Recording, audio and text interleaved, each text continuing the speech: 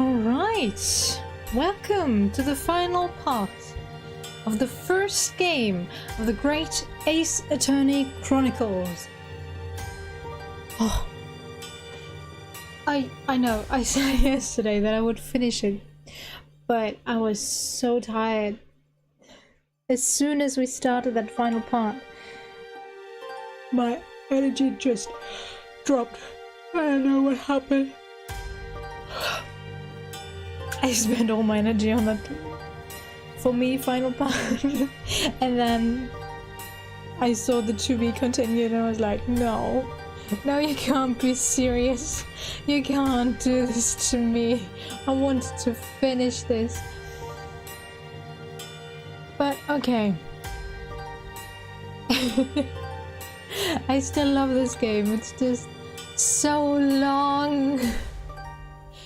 Alright. Let's boop, boop, and boop.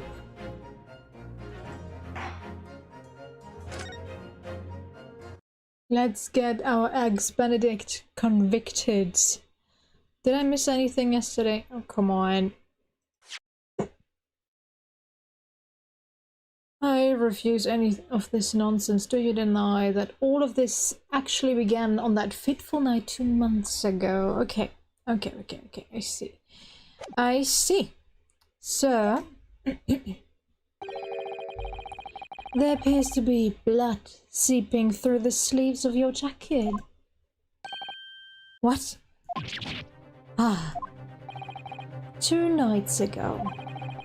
We know that 3 shots were fired at the scene of the crime in Windybanks' pawnbrokery. 1 took the life of the pawnbroker himself. 1 struck the pouch around Mr. Sholmes's waist. And the final bullet struck the calendar on the wall of the shop, having first pierced the arm of 1 of the intruders. Mr. Graydon, that wound on your arm that you seem to be trying to hide, it's a bullet wound, isn't it? He's got ya now, me old China. Time to call it quits and croak, I reckon.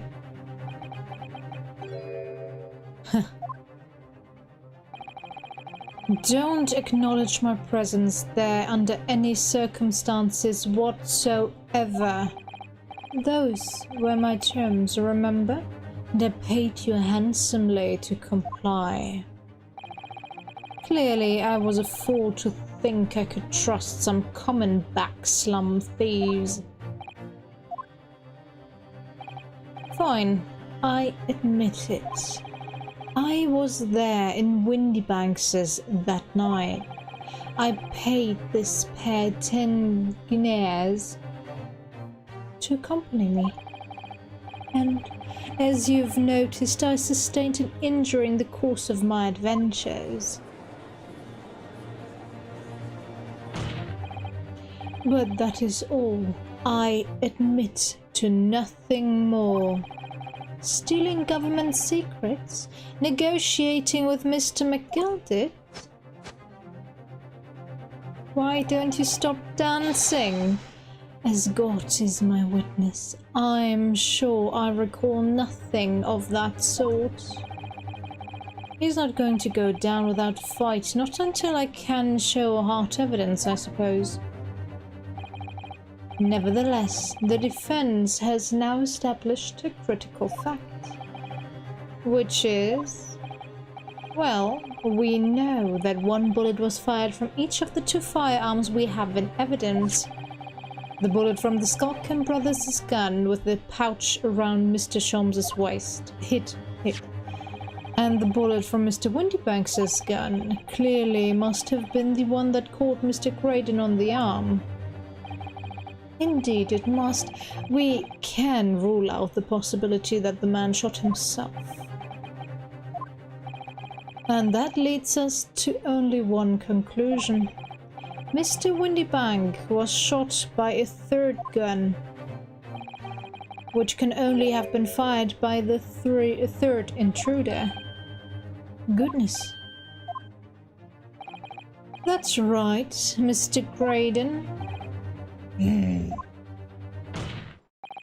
The only person who could possibly have shot Mr. Windybank that night is you. Hold it! Who's holding? That was Graydon? You little upstart. You made a grave mistake when you summoned me here. What? What's that supposed to mean? Yes, as you rightly say, I was there at the pawnbroker's. I did my best to hide the fact, naturally. I had no intention of ruining the distinguished career I'd built for myself at the communication station. But did the thought ever cross your mind? Did you never consider the possibility? What do you mean? What thought? What possibility? The possibility that if I was there at the scene, I may have witnessed the crucial moment. You see, this makes me a key witness in this case, and I have my hands firmly around the neck of your client. What? Are you suggesting? I saw it all. I saw the very moment that pickpocket pointed the gun at the door. A poor, defenseless pawnbroker, and shot him. You what?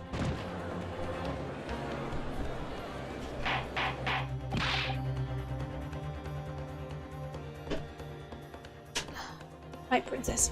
Order!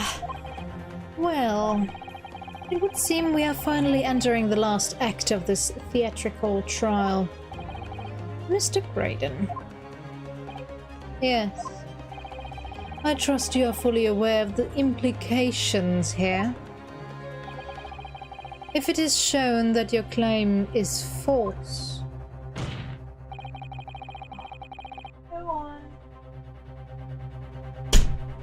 you will have incriminated yourself as the killer. Oh, I understand fully. Then, I must ask that you give your formal testimony once more. You will explain to the court precisely what you saw at the moment the defendant allegedly shot the victim. Nothing would give me greater pleasure.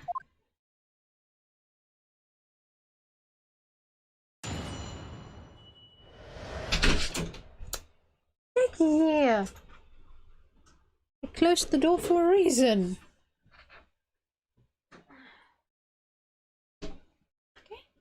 Okay. Sleep now, darling, sleep. The moment of the shooting. While these ruffians were jostling with the broker, I was still near the entrance to the shop. When Windybank threw Nash over the counter, I felt a sharp pain in my arm. What? How? I pursued the man, but he shot himself in the storeroom. I could see him through the peephole in the door, though. The accused, in a black coat, shot the man in the back as he was trying to flee to safety. I saw the blood spatter all over the wretched girl. Then she tossed the gun out of the peephole, so I picked it up and made my escape. It makes total sense, yes. Absolute sense, and that's why she had a gun in her hand. Good gracious, this is quite extraordinary testimony. You claim, sir, under oath, to have clearly seen the defendant pulling the trigger.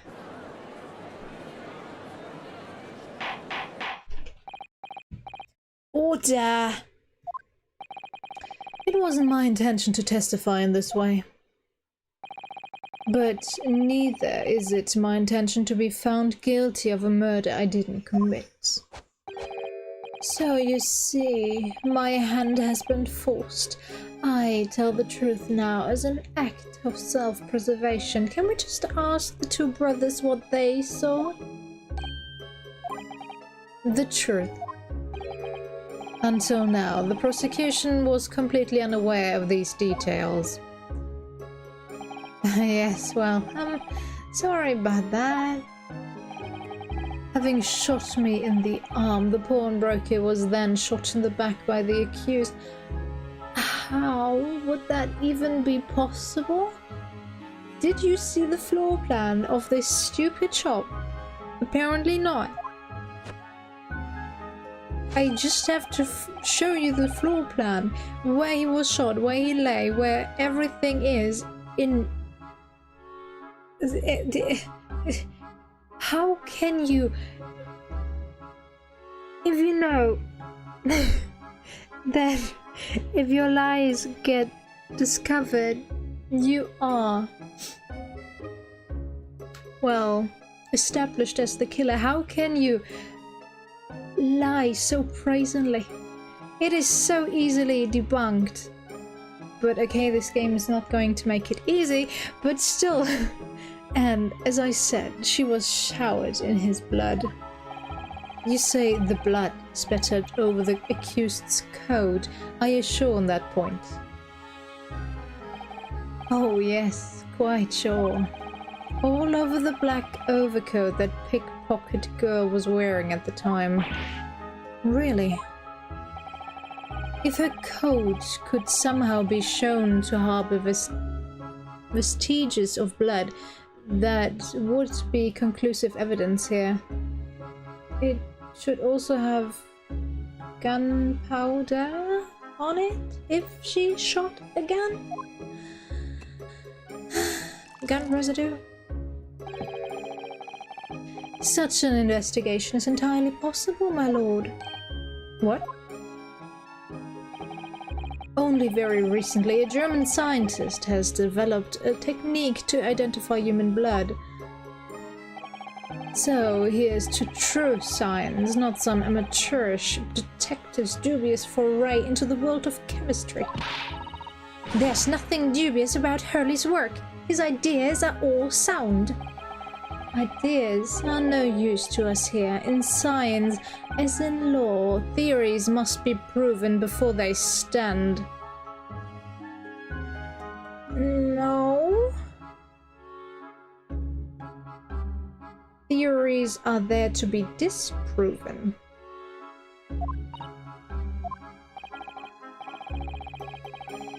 In Germany, the technique has already been employed in the courtroom as the basis of evidence.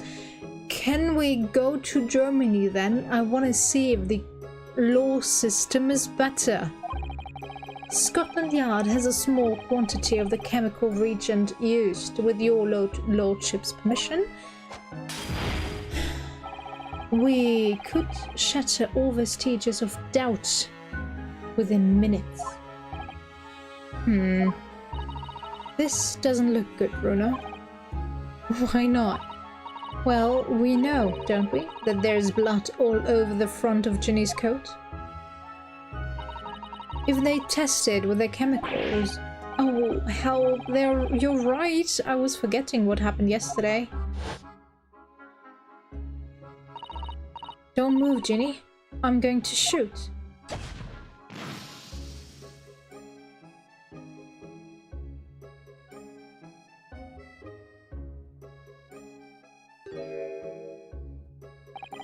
But that's not Mr. Windybanks's blood. That stain is from 2 months ago.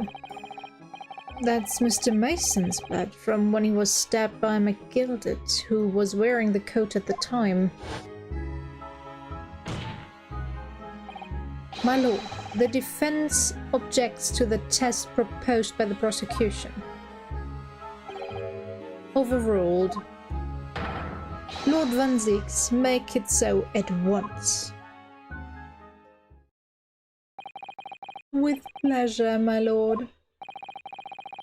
And while we await the results, the defense may proceed with the cross-examination. Oops. No! Why can't I press history? Once they find that blood on the overcoat, Gina will be... Counsel? Yes, my lord. Your cross-examination. Of course, my lord. If this cross-examination doesn't go well, if I don't manage to uncover some decisive evidence or a really compelling clue now, I have a very bad feeling about the outcome of this trial.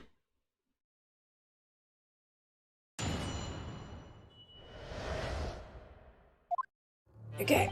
While these ruffians were jostling with the broker, I was still near the entrance to the shop. Why is nothing working of my keys? Are you kidding me? Mr. Windybank emerged from the storeroom, I believe. Ringo and Nash were scouring the counter when he suddenly appeared and flew at them. He already had the revolver in his hand. Fortunately, I wasn't too close. I've never been so scared in all my life, We're just regular, mild-mannered burglars, that's all. We don't like violence. Says the pair who carry a gun. What do you mean when you say you were near the entrance to the shop? I was in the doorway, running my eyes over the shelves full of forfeited items, looking for the music box, of course. The broker went for Nash in the first place. Then Ringo joined in, making it 2 against 1, so I assumed they could handle the situation. But I was wrong. I was trying to help me little bruv, but the old geezer chucked me over the bloomin' counter. So I pulled my gun out on the old fella, and that soon made him escaper. The pair of you sitting upon the poor, defenseless pawnbroker together. Shame on you. Sorry, Gav. When Windybank's bank threw Nash over the counter, I felt a sharp pain in my arm. Seriously, why aren't my hotkeys working? Can you go back? Just go... Okay, you know what? I'll restart the game for... because this is ridiculous. Yeah. Come on, save. Save. I want my hotkeys to work. Otherwise this game won't work for me. And restart.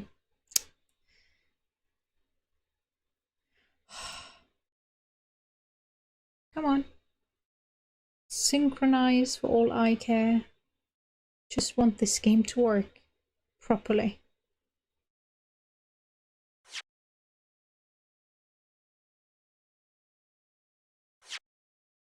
Yes, come on.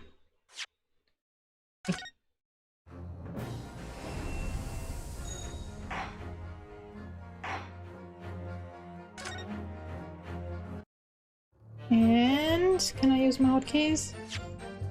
Yes, thank you. But I still can't go back. What is this? Oh, I am at the first one. Wow. Okay, I'm stupid. Ignore me. Okay, this one. Hold it!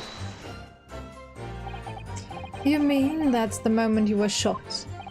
Yes, though I didn't immediately realize what had happened, of course. Things crashed to the floor from the counters. The 3 men were brawling. How is that supposed to happen? It was at exactly that moment that it happened, so I didn't hear the gunshots. And the bullet went on to strike the calendar and the wall behind you. So it would appear. When I looked at my arm, I saw it was bleeding badly, so I wrapped my handkerchief around it. Seeing as I couldn't explain what had happened to a doctor, I had no choice but to wait for it to heal. I didn't imagine it would still be bleeding 2 days later. Did Mr. Windybank intend to shoot you, do you think? Well, now, I don't imagine he even noticed I was there, to be honest. Perhaps the gun went off accidentally. Anyway, it didn't quite strike home. When I put my gun on him, he tried to shove me out the way, and then he scarped through that door out back.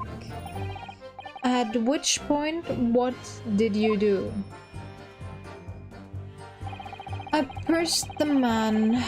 pursued the man, but he shut himself in the storeroom. I could see him through the peephole in the door, though. You mean you chased after him? I don't recall the reason why, but I ran after him to the back of the shop. And what about this peephole in the door you mentioned? Well, unsurprisingly, the storeroom door was a solid job, made of stout wood. But there's a small opening in it about head height that lets you see what's what in there from the outside. Actually, I should know that, shouldn't I? Yes. I looked through it myself that night.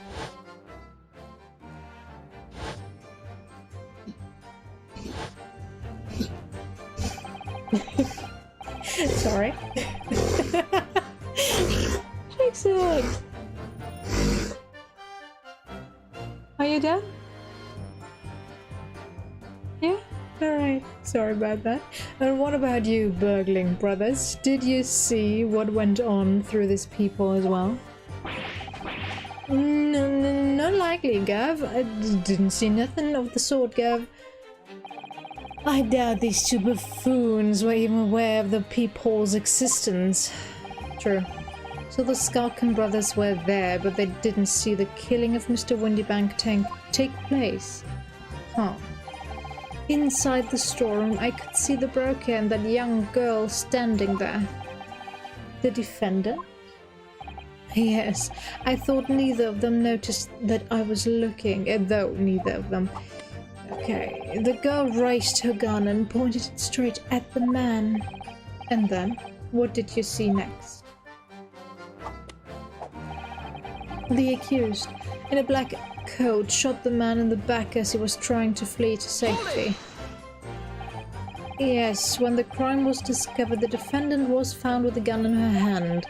But that was Mr. Windybank's gun, from which only a single bullet had been fired. And as we've already established, Mr. Graydon, that bullet was fired at you.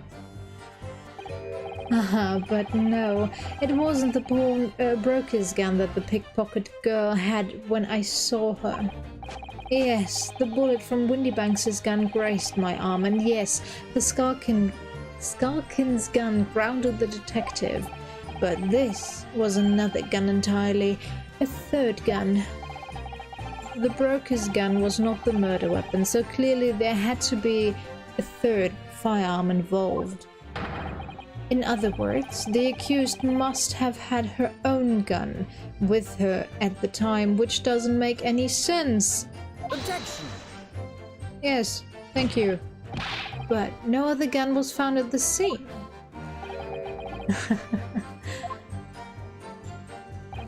Calm yourself, Counsel. Sorry. You must consider the events in order.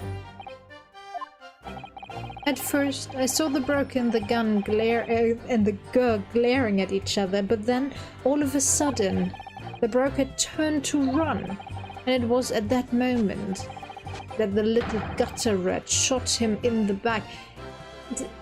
Are you even listening to yourself? This doesn't even make sense. A chilling image, I must say.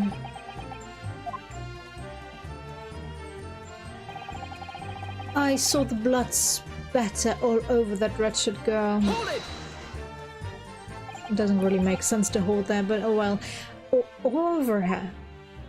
Yes, through the peephole I saw it clearly.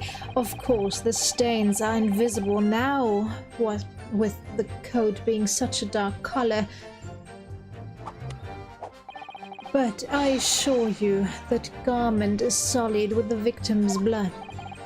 Well, it is sullied with blood, that's for sure. But it's not Mr. Windybanks's blood, is it? No, that's right. It's Mr. Mason Milverton's blood from when McGilded stabbed him 2 months ago. So annoying. If they'd only accept Hurley's chemical analysis, we could prove that. But they won't, so unfortunately we can't use it as evidence to support our case. Bother. Then she tossed the gun out of the peephole, so I picked it up and made my escape. Why?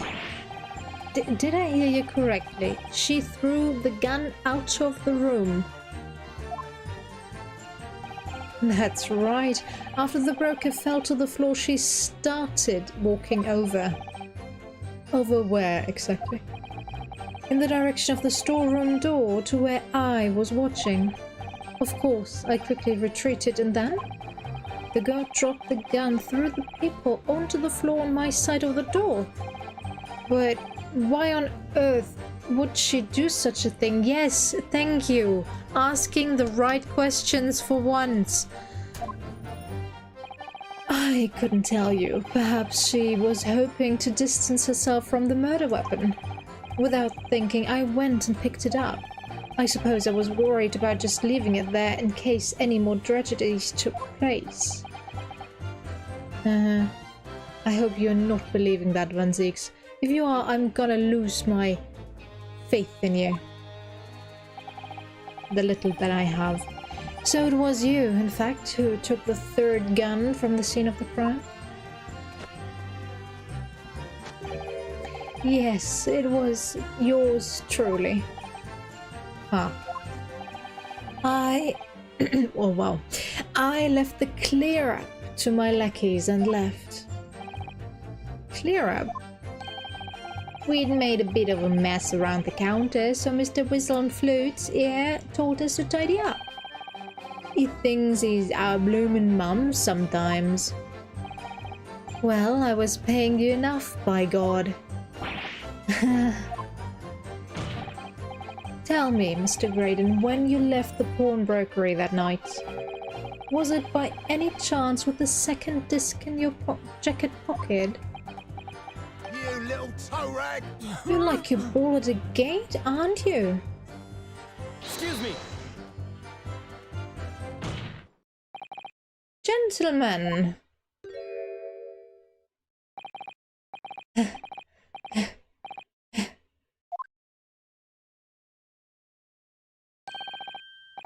Something wrong, Sunshine? That should be my line. You do realize you were just violently shaking Mr. Skulker? Blimey, this day is a bit of a hooligan, ain't it? What was going on just now? You saw him, he grabbed me, Whistle. Why the blazes, he said, didn't ya mention the third gun when we got ya down the stairs? And why didn't you? Course, we didn't know nothing about it, or that flim people in the door. Sorry about that.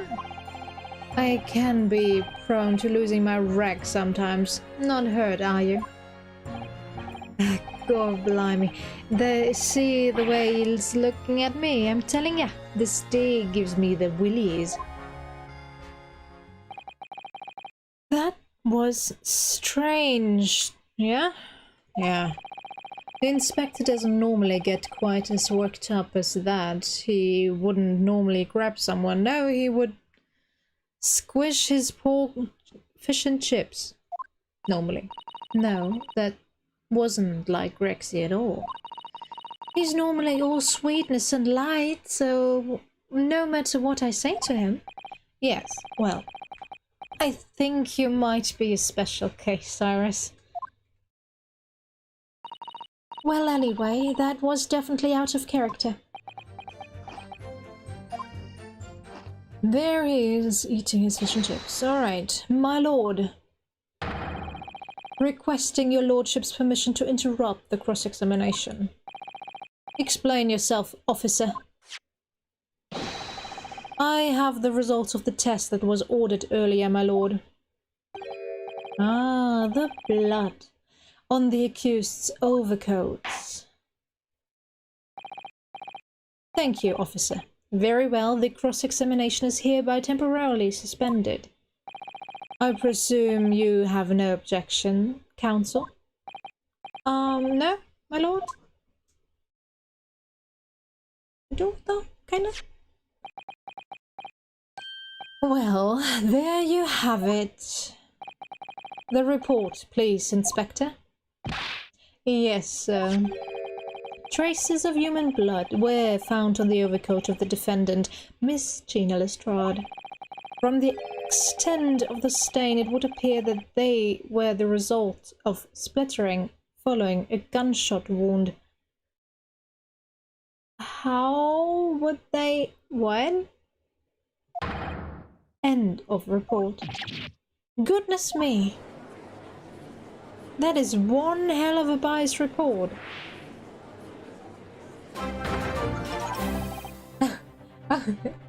Welcome, Sir Lazy. One. See? What did I tell you? No, the blood on that coat is not Mr. Windybanks's. What on earth makes you say that, counsel? The coat originally belonged to Magnus McGilded. Just before his coat was deposited at Windybanks's, McGilded had fatally stabbed Mr. Mason Milverton.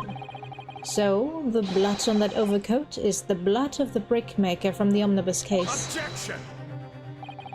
Well, the dead cannot speak. Isn't that right, my Nipponese friend? Sorry. 2 months ago, in this very courtroom, did you not argue fervently for McGilded's innocence? And yet now that the man is dead, you brand him as a murderer?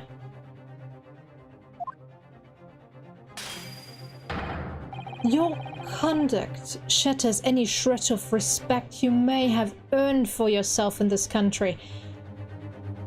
Van Zix, you were part of that trial 2 months ago. You know that we actually objected to the not guilty verdict. What the fuck? Man, seriously, stop. But that was... I call it a bally disgrace, treachery, that's what it is. Huh, how to determine whether the blood on that coat is 2 months old or not? Even a stereoscope couldn't help the answer to that problem pop out. It can't be done. But we used Mr. Sholmes' special formula. Mr. Sholmes is a detective, not a chemist. Would you put such faith in a chemical formula devised by me, for example, when I'm a communications officer? I held out piroshki to starving boy and he ran away crying. Sherlock Sholmes is barely more than a figment of the public's imagination. His name carries no weight in this courtroom. No weight at all. How could you say that? Victory is sweet indeed. This proves that my testimony is the whole truth from start to finish. How do you arrive at such a conclusion, sir? As the witness said, the accused's coat was spattered with the blood of the victim. What?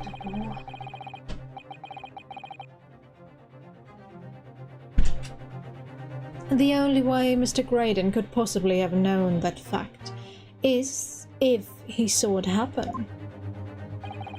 In other words, his testimony is solid and the conclusion is singular.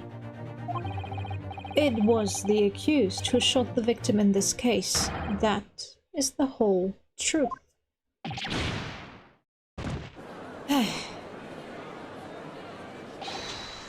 My lord.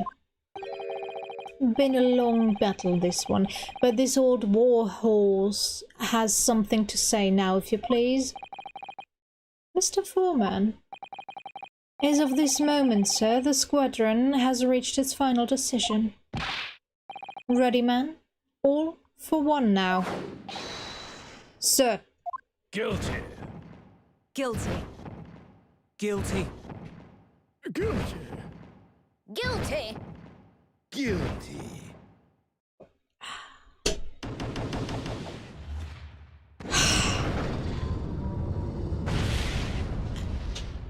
And third time. 3 times is the charm, right? Well, it would appear the ladies and gentlemen of the jury have reached a unanimous verdict. For the 3rd time. Yes.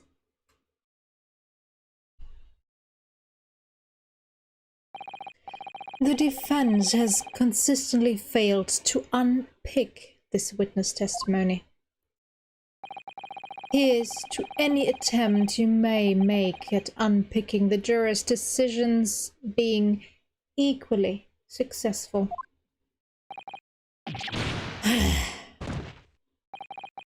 I don't believe it. After I've come so far, how is it all unraveling on me so fast? I don't know. How very distressing to be held in such low esteem.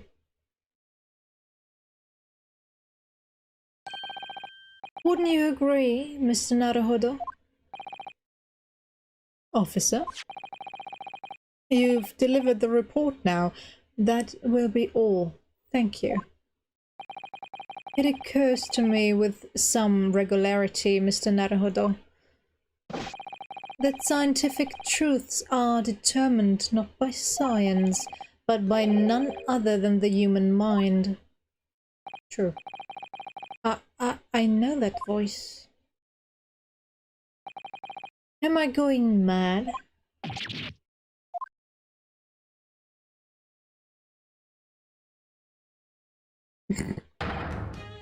Mr. Sholmes! What's the meaning of this? Yeah, good question. Order! What business do you have here, detective? The last I heard you were recuperating in hospital. As well I would be had I not been set upon an errand. What errand? Hurley? It's really you? You're awake at last. Yes, good day, Iris. I appear to be rather late to rise. My apologies.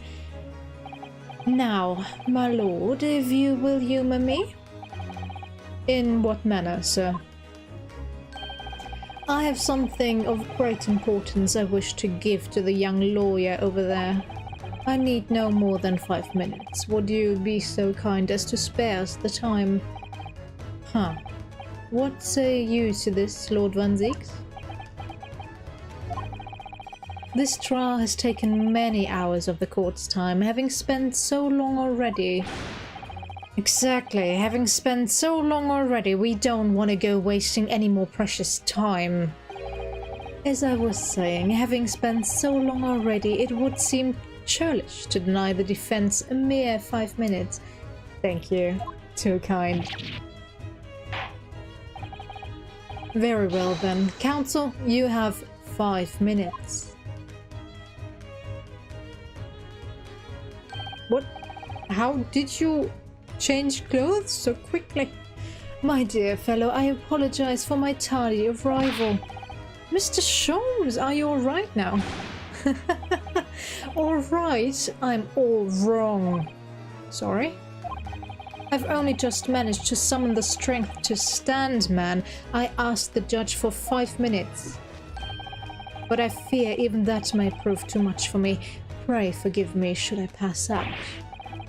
Let's make this discussion as short as possible then. Hurley, this place is full of idiots.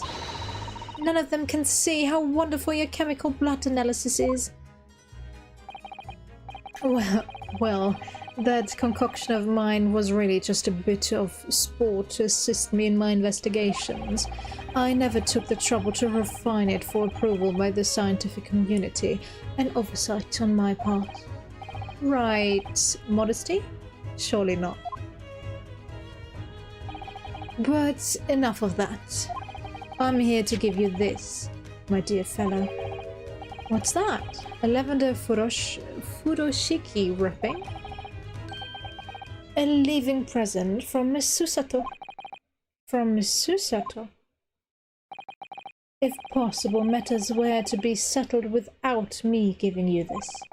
Those were her instructions when she asked me to do her this favor. I don't understand. Miss Susato foresaw today's events, I believe. She knew that the culprit would attempt to escape justice by means both devious and underhanded, and that you, Mr. Naruhodo, fighting fairly as you are, want to do what? Would find yourself in considerable peril. At that very moment of crisis, you were to be given this small parcel.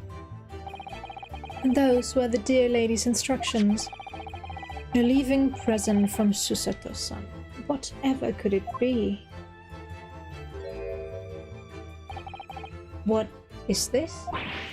Oh, it's the machine I made. Ah, right.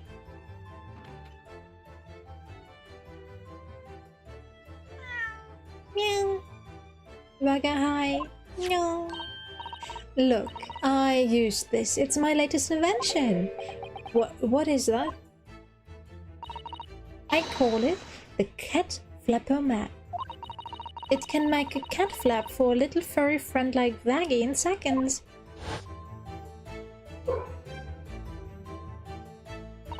What's Susie up to? Miss Susato muttered the following words before she left. I'm a failure. I don't deserve to be a judicial assistant.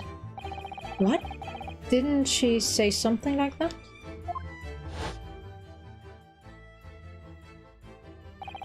You really are the best judicial assistant in the world. Well, that's extremely flattering. But I'm sorry to say that I've been a complete failure. Whatever did she mean by that, Mr. Sholmes? That night, when you left Windybanks in pursuit of the thieves, Miss Susato made use of this contraption for a certain purpose. That is your answer, dear fellow.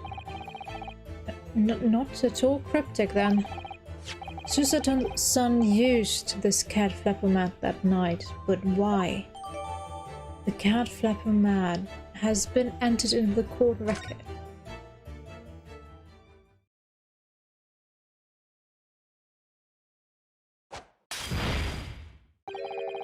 Your 5 minutes is over. We're out of time already. That was quick. I'm grateful to you for affording us that brief recess, Mr. Reaper. I need no thanks, Detective. After all, the die is cast. Is it really? The jurors are unanimous in their leanings. No doubt my learned friend will consider a summation examination. But any attempt to alter the verdict now would be utterly futile. I wonder, Mr. Naruhodo? Yes? The rest is down to you, dear fellow. What is your plan? The rest is down to me. I need to be careful here. If I make a wrong move, the trial will end badly. My lord, the defense requests... time to think would be nice. But that's not gonna happen. A summation examination would be the logical thing, but since they give me the choice, I think we should press on that flap thing in the testament. So, further cross-examination. Let's go. Further cross-examination. Objection! The jurors have spoken. Protocol dictates that you may not cross-examine a new witness now. Objection!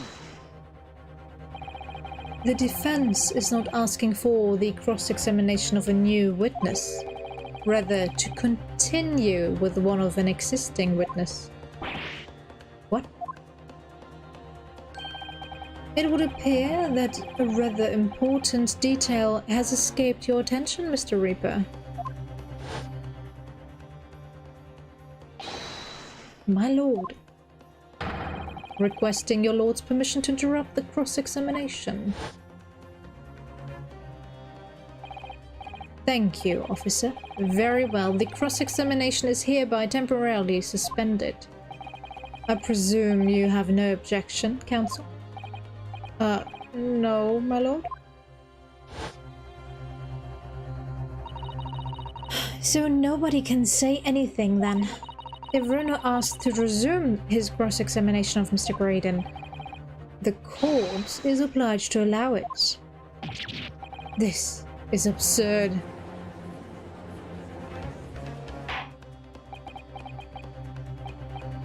I would remind those present that this is my courtroom. I concur that the defense is entirely within its right to request the continuation of the cross-examination. However, I will not permit an unremitting protraction of these proceedings. Therefore, I have decided to afford the defense one final opportunity in concluding the cross-examination. Counsel, you must choose but one statement from the witness's testimony, and but one piece of evidence to present in support of your argument against it. A single chance to present evidence.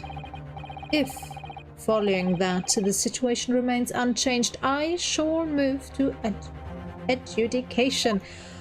I can't talk today. Is that clear, counsels? You will not press the witness any further. My lord. Yes, my lord. A single statement and a single piece of evidence. Most generous. Well then, Mr. Naruhodo, it's high time I fell in a dead faint. I leave this in your capable hands. I think you should repeat your acting classes. Thanks. Mr. Sholmes!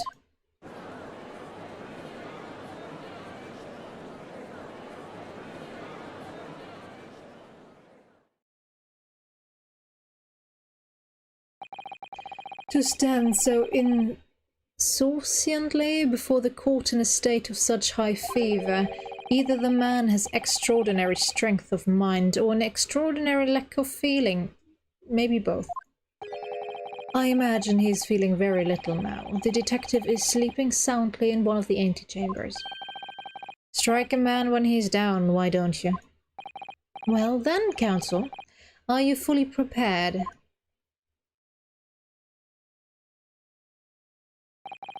Yes. One statement, one piece of evidence. I won't let Mr. Sholmes down, or Iris. And I won't waste this final chance that Susato-san has given me. This is going to decide the entire outcome of the trial. Very well then. Under the terms I have outlined, you may resume the cross-examination. Okay. Cross-examination. The moment of the shooting again. Okay. Nope. Oh, sharp pain. I pursued the man. He shot himself in the store. I could see him through the peephole in the door. Present. What on earth is that eccentric contraption, Counsel? Oh, it's my cat flapper mat, my lord. It makes a way for cats to get in and out of a room. It can cut through any door you can think of and make a new little door in the middle of it. That's right, my lord. It's a device for creating so-called cat flaps. Small doors for cats to come and go as they please without... I'm sure we can all work that out for ourselves. But that cat lover's contrivance has no possible relevance to this case. Oh, really? Of course it doesn't. To start with, there was no cat flap in the pawnbroker's room door. Huh. Not being a keeper of cats myself, I'm afraid I fail to see what this has to do with the matter at hand. Perhaps it would help if I described its function another way then. This contraption is able to create a peephole in any door you can imagine in particularly no time at all. I beg your pardon? A peephole, you say? 2 nights ago, we arrived at the scene only minutes after the murder of Mr. Windybank had taken place. That's right. According to the paperwork at the yard, it was you, your Japanese assistant, and Sholmes. Yes, the 3 of us were together, and it's recently come to my attention that my assistant made use of this device at the time. Your assistant did what? There was a peephole in the storeroom door. I can attest to that. Because I looked through the peephole myself in order to see inside the locked storeroom. This is ludicrous. What are you trying to say? Of course there was a peephole in the door. I said as much in my testimony. How else could I have witnessed the crime, for pity's sake? Yes, how could you? What? Counsel, kindly say what you mean. Alright, it's time. Time to strike the final blow. What I mean is this, my lord. My assistant made the peephole on the storeroom door, and until such time as she did, the door had no hole in it to look through.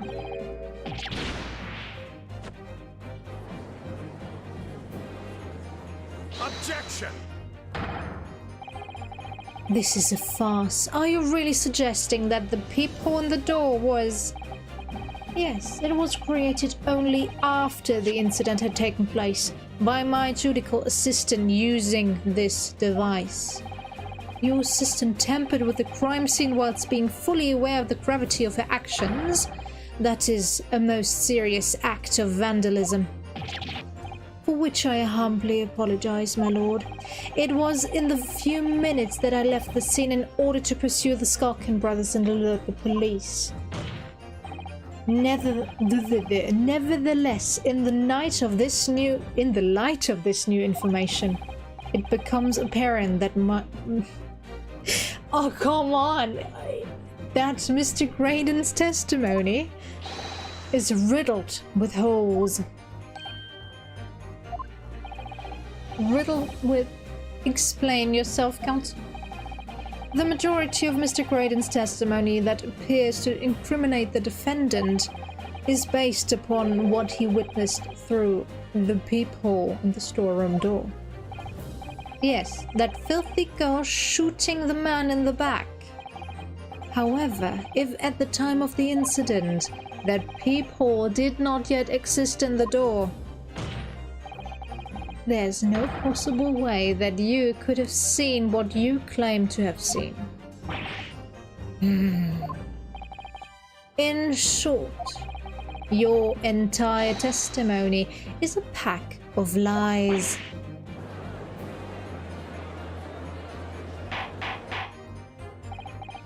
Order! Is there any credence in this revelation? Objection! We could look at photographs? None whatsoever, as my learned friend must surely realize. Exactly. This is just some cheap trick designed to discredit me. I'm afraid not, sir. Of course it is. Do you seriously expect people to believe that blade thing can cut through a solid wooden door? Oh yes, I designed it to be very powerful. It can cut through even the toughest of doors. That's absurd. I don't believe it for a second. I had a feeling you'd say that. What? Wacky, cooey, time for dinner.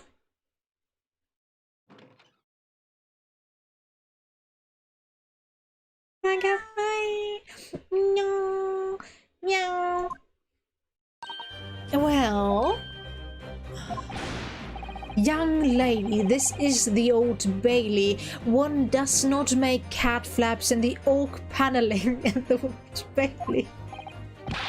I'm not done yet, don't worry. This doesn't mean that the people on the storeroom door at Windybanks's was made by your machine. And there's no way you can prove that it was. No, but it's easy. What? The cat flaps my cat flapper mat creates are all of a fixed size, and the dimensions of the peephole at Windybanks's are exactly an exact match. Old Silky's lost for words. Excellent work, Iris. Thank you. And now it's my learned student friend's turn to be lost for words, I feel. I believe your judicial assistant has already left the country for your Eastern Island home. Well, yes, that's true. Then you may have some difficulty in establishing all of the facts. For the sake of argument, let us assume the peephole has dimensions that are a perfect fit for this contraption. In that case, when was the peephole cut? The prosecution demands proof of your answer. What is the purpose of your line of inquiry, Lord Van Zieks? It's very simple, my lord. The defense argues that the peephole was created after the incident using this device, but now that the perpetrator has returned to her native land, she cannot testify to the fact. There is no proof. And for as long as the defense remains unable to prove when the peephole was made, let me check real quick. Post-shooting. See, there is a contraption here, but there is none here.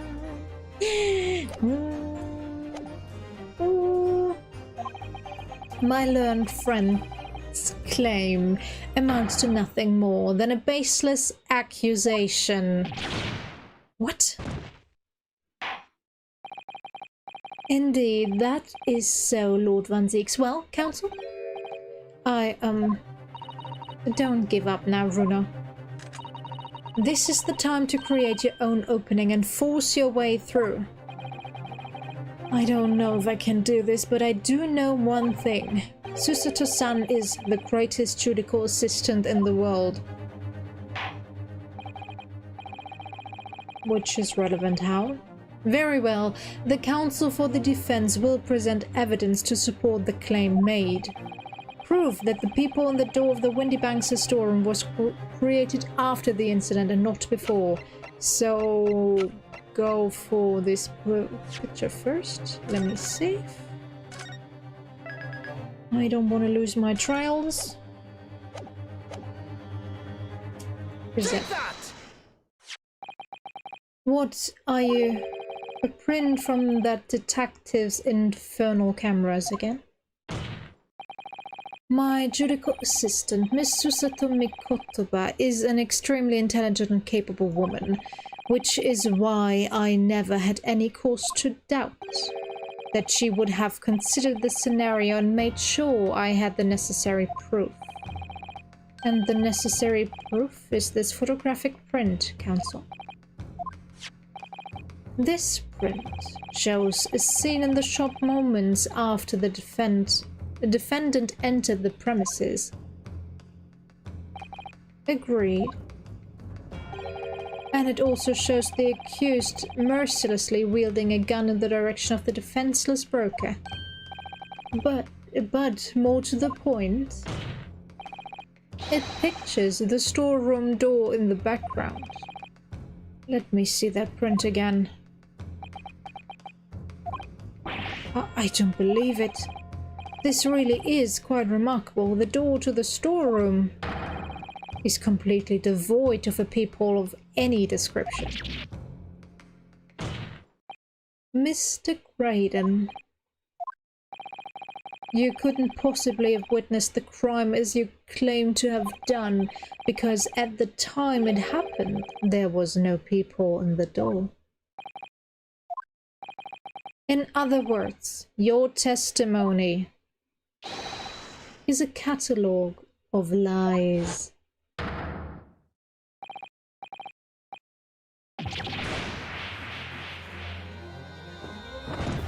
Okay, that was necessary. Definitely. Order!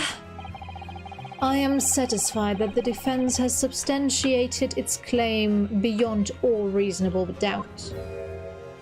Thanks. This witness testimony was entirely fallacious.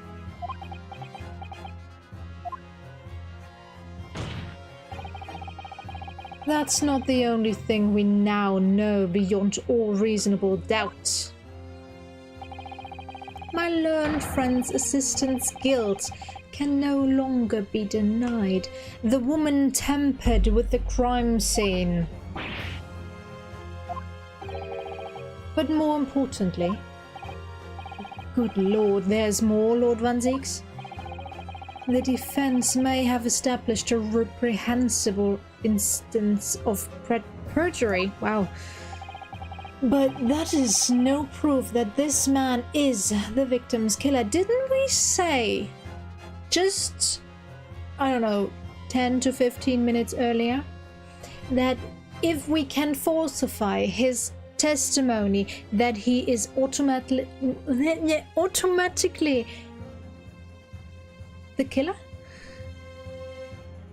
No? Am I misremembering something? Yeah, I guess. Yes, that's right.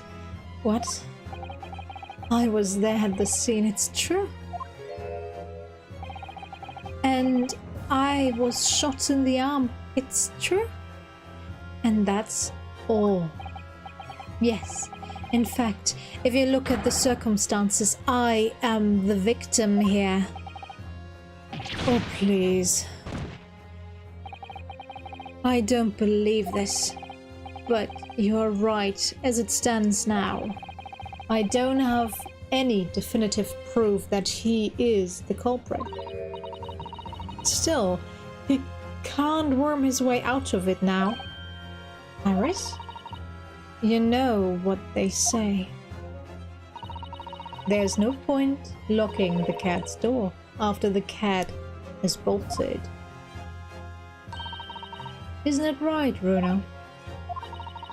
As Hurley always says, one lie begets another. No, wait, that might have been a line I wrote for him in one of my stories. Well, no matter who said it first, you're right. Mr. Graydon, not only did you give false testimony to the court, but the lies you told make no sense. Make no sense? What do you mean by such a remark? What you said in your testimony reveals that you know something you shouldn't have known. In other words, there's a fundamental inconsistency in your statements. What? Objection! This is provocative talk, counsel. Won't you enlighten the court? Explain this alleged inconsistency. Iris was right. One lie begets another. The inconsistency is revealed by the lies in the witness's statement. They show that Mr. Graydon had knowledge of something he shouldn't have known anything about, namely the people. The point is not that you lied in your testimony, Mr. Graydon. It's the nature of the lie you concocted that is so revealing. You're not making any sense. Then let me ask you a simple question. How is it, Mr. Graydon, that you knew of the existence of the peephole in the storeroom door? What? Well, obviously I... Has the cat got your tongue, witness? The peephole in the door was made after the incident occurred. And once I returned to the shop, having failed to catch the two burglars, Scotland Yard's investigators arrived immediately. Since that time, the police have been at Windybanks constantly carrying out the investigation. Isn't that right, Inspector Gregson? Well, yes, of course. The place is chock full of pawned articles and my lads have to thoroughly examine them all. So I gave the order to have officers working around the clock and shift so we get through it all.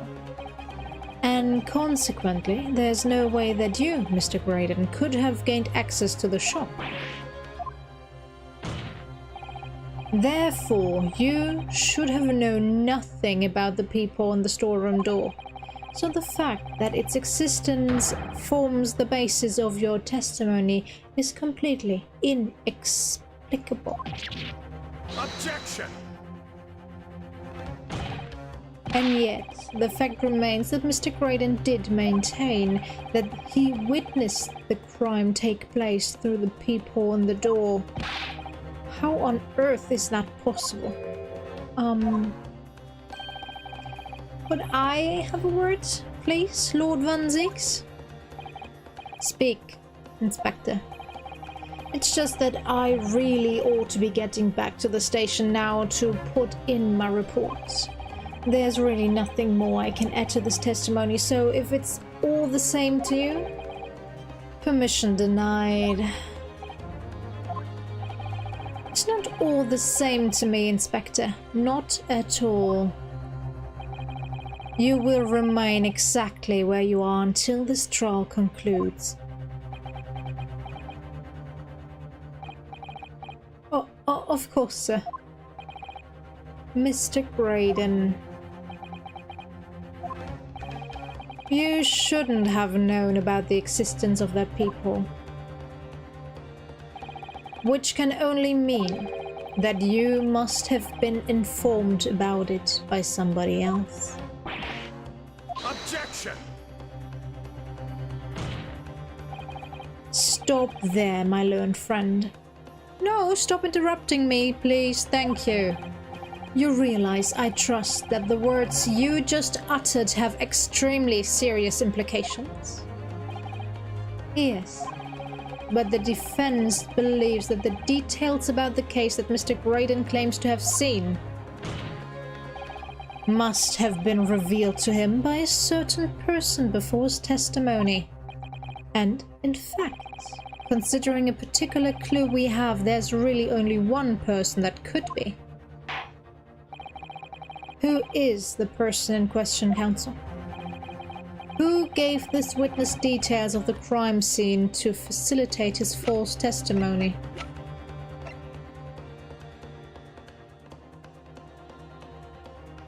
Take that! The truth is, It can only have been you, Inspector. Eh? Me? Objection! You had better have some proof to substantiate such a rash claim, my learned friend. Consider the fact that we have only been aware of Mr. Ashley Graydon's identity for the last few hours. We learned of it only during the course of the trial today. Indeed, preparations for this testimony were made with great urgency during our hour-long recess, while the police executed the subpoena and brought the man here from the communication station. And until that time, Mr. Graydon would have had no idea. No inkling that he would suddenly be required to appear in court. Are you suggesting that until such time as he was summoned? Yes, my lord, until then it's reasonable to assume he knew nothing of the people. Don't worry. Hi Erica, I hope you're doing better now. I'm doing alright.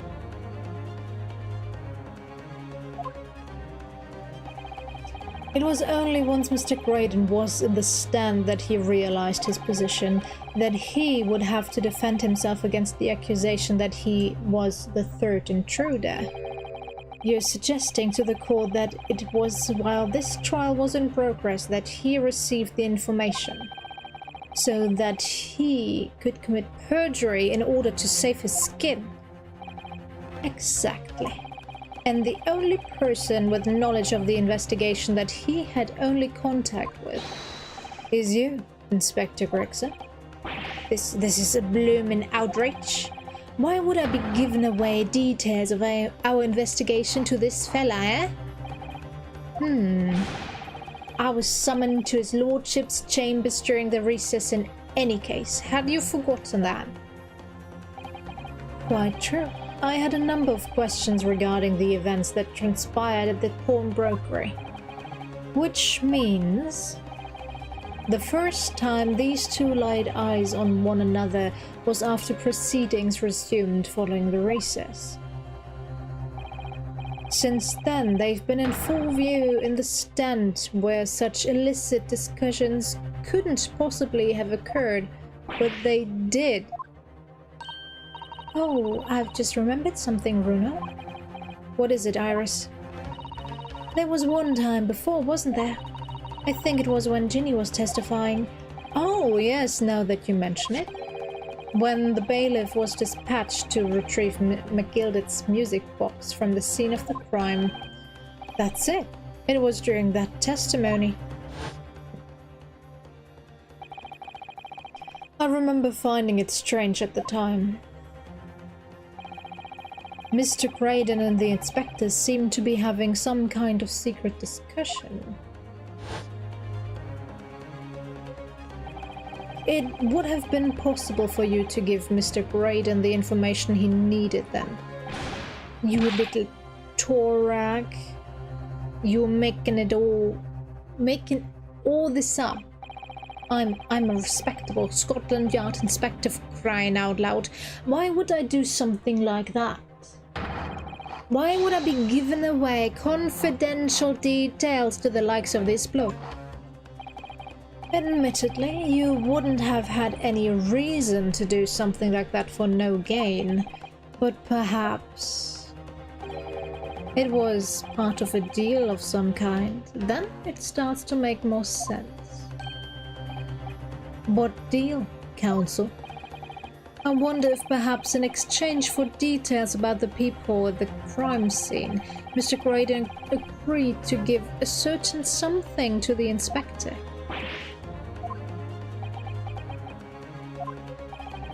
I'm sure I need not remind the inspector that, if found to be true, striking a deal of any kind with a witness would be considered a gross case of malfeasance?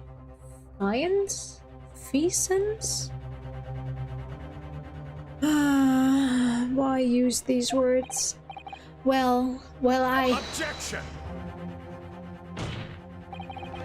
it's becoming clear that jumping in with accusations is this Nipponese student's specialty,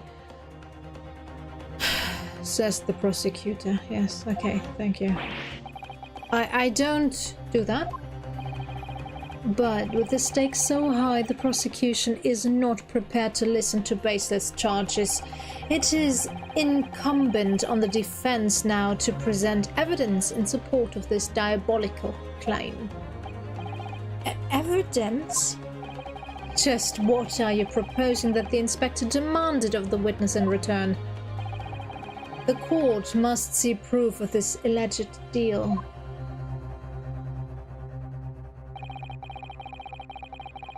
If Inspector Gregson really did strike a deal with Mr. Graydon, then logically, there's only one thing he could have asked for. That must be it. Bruno, do you think it could be? Yes. It's the missing link that would join all the dots together in this puzzle. I must press you for an answer now, counsel. What evidence explains the nature of the alleged deal that Inspector Gregson made with the witness?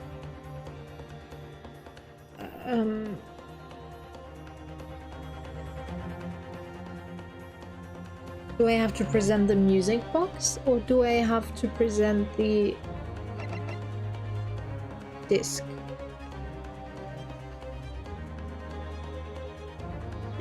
Good question, next question. Okay, let's be the safe scum that I am, and just save. And then try for the music box first. Take that!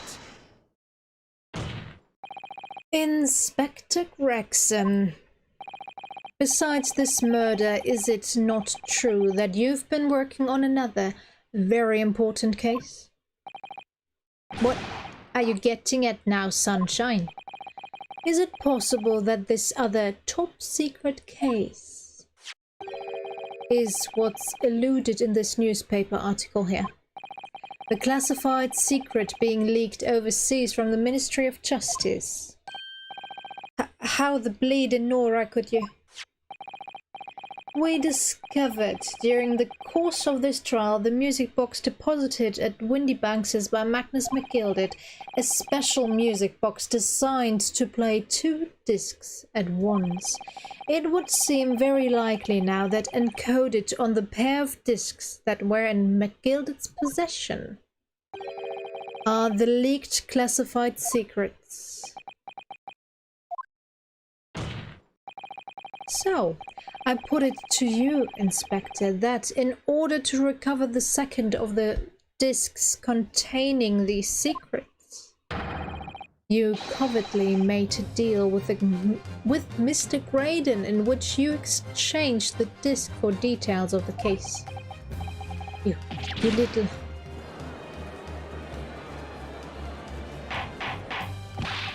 Order! On the day of the incident, when we met you at Windybanks's, you said this. I'll be taking that, whatever it is, of McGilded's down to the yard. Thank you very much. So hand it over. No, don't give it to him. It's mine, that is, mine. I'm sorry, miss. But anything belonging to McGilded has to be taken in as evidence now. Scotland Yard already knew at the time, isn't that right? That Magnus McGilded was involved in the stealing of government secrets. I've been alright, thanks. My orders were recover the medium used to convey the secrets leaked from the ministry, and do it on the QT, strictly hush-hush.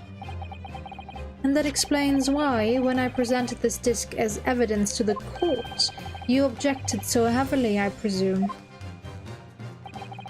Because you knew that it contained highly confidential information. Blimey, not likely. I mean, I wasn't that sure of it myself. I've realized there was a possibility, that's all. Inspector, surely you're not saying that in order to acquire the second of these music discs, you did indeed reveal confidential details of the crime scene to the witness? To aid and abet this man in giving false testimony? There's no other way that Mr. Graydon could have known of the existence of the people. It's the only explanation. A deal was struck between these two men.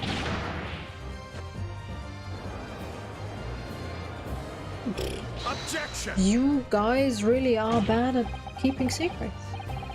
If, and I stress if, this sobering assertion turns out to be founded in truth, it would mean that the second disc is, as we speak here, in this very courtroom. Wait, what? In this room? How could you possibly make a claim like that? Because Inspector Gregson is a Scotland Yard detective. What? What's that supposed to mean, eh? As a seasoned policeman, the inspector will have approached this alleged deal with caution. Certainly he would not have accepted the gentleman's agreement in this matter. No, he would have insisted on having the article agreed upon in the palm of his hand. Good gracious, then, you mean to say Inspector Gregson already has the item in question in his possession? He has the second disc actually on his person? Yes! The defense demands that the inspector is searched at once. Definitely. They could only have struck a deal with each other when Ginny was testifying before, and Gregsy hasn't moved from the witness stand since. My lord, please order an examination of his personal facts immediately. Well, Inspector?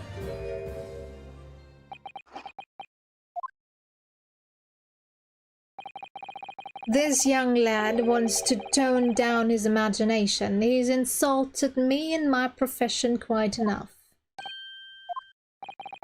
However, if I'd put this matter to bed and dispel any doubts about my involvement, then I'll happily submit to a body search. What? He's going to agree? I presume you're aware of the precipice on which you now teeter, my learned student friend? You've made a most serious allegation against Scotland Yard here. If, following the search of the inspector's personal effects, no disc is found, you will be deemed unfit for court service. This trial will end, and my country's government will formally demand of yours that you are severely reprimanded. That sounds serious. Indeed. To have a visiting student have such defamatory remarks about our country's most senior police force is not something Her Majesty's government will be able to overlook. You're just threatening Runo because you're scared. The accusation is beyond serious. You must be prepared for grave consequences. It's true. I can't imagine Gregson would have accepted a gentleman's agreement for something so critical. The disc must have physically changed hands, which means the inspector should have it. But somehow, something doesn't feel right here. Very well, counsel, you know the implications, so let me ask you one final time. Yes, my lord? Do you still persist in formally requesting a search of the inspector's personal effects?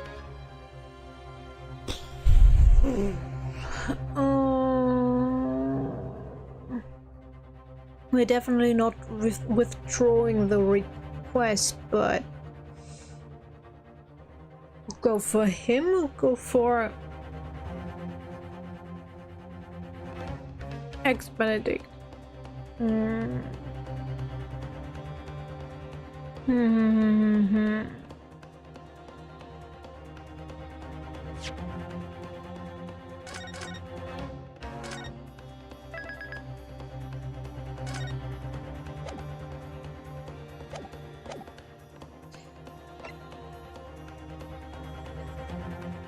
Don't worry.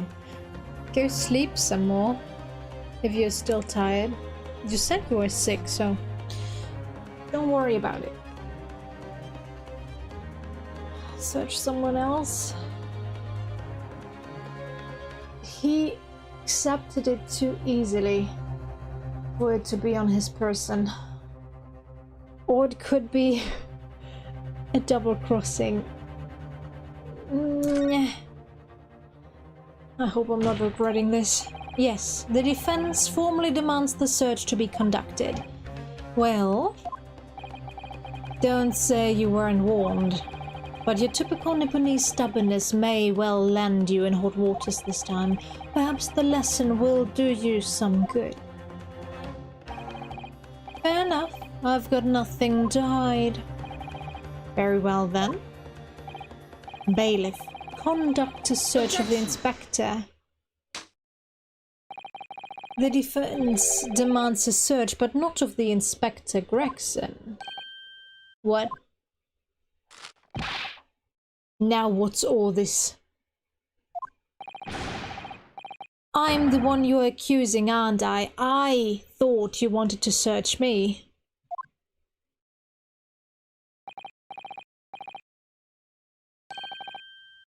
No, no, Inspector, not you. Somebody else.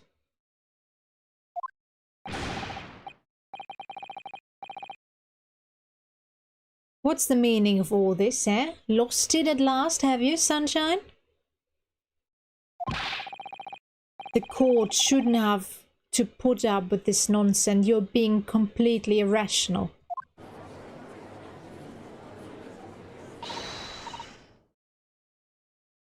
Be quiet, all of you.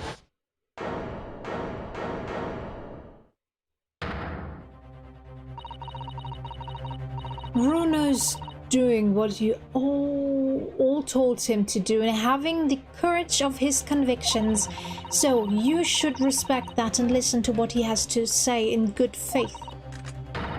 Because that's the British way.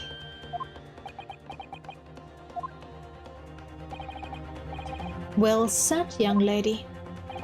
Indeed, this court is in awe of the defense counsel's conviction and eagerly awaits his next words. You what? Now don't be hasty, my lord. If I'm not mistaken about the things I've seen in court today, I'm fairly sure that I know who has the disc at the moment. There's only one person it can be. Counsel, of whom do you request this search now?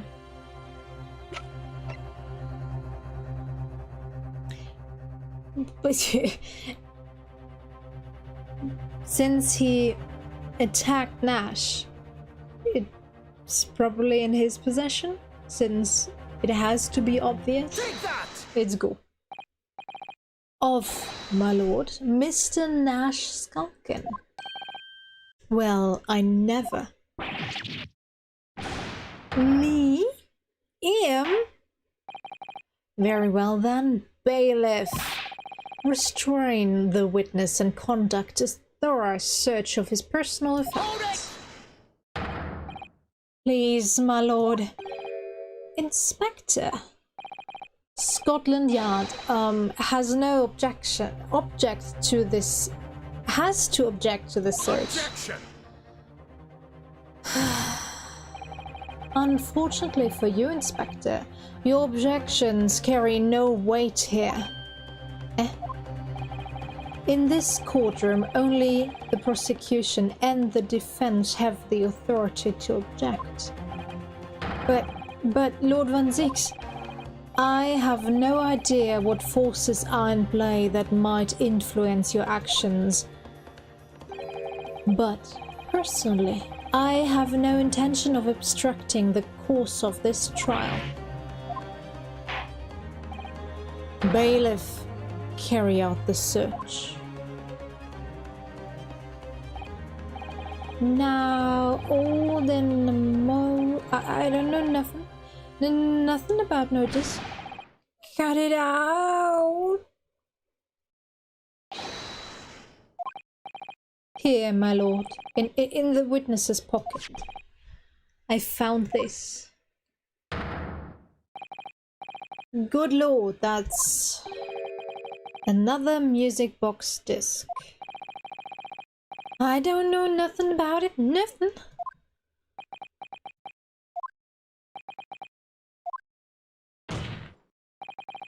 That is the second music box disc left behind by Magnus McGilded.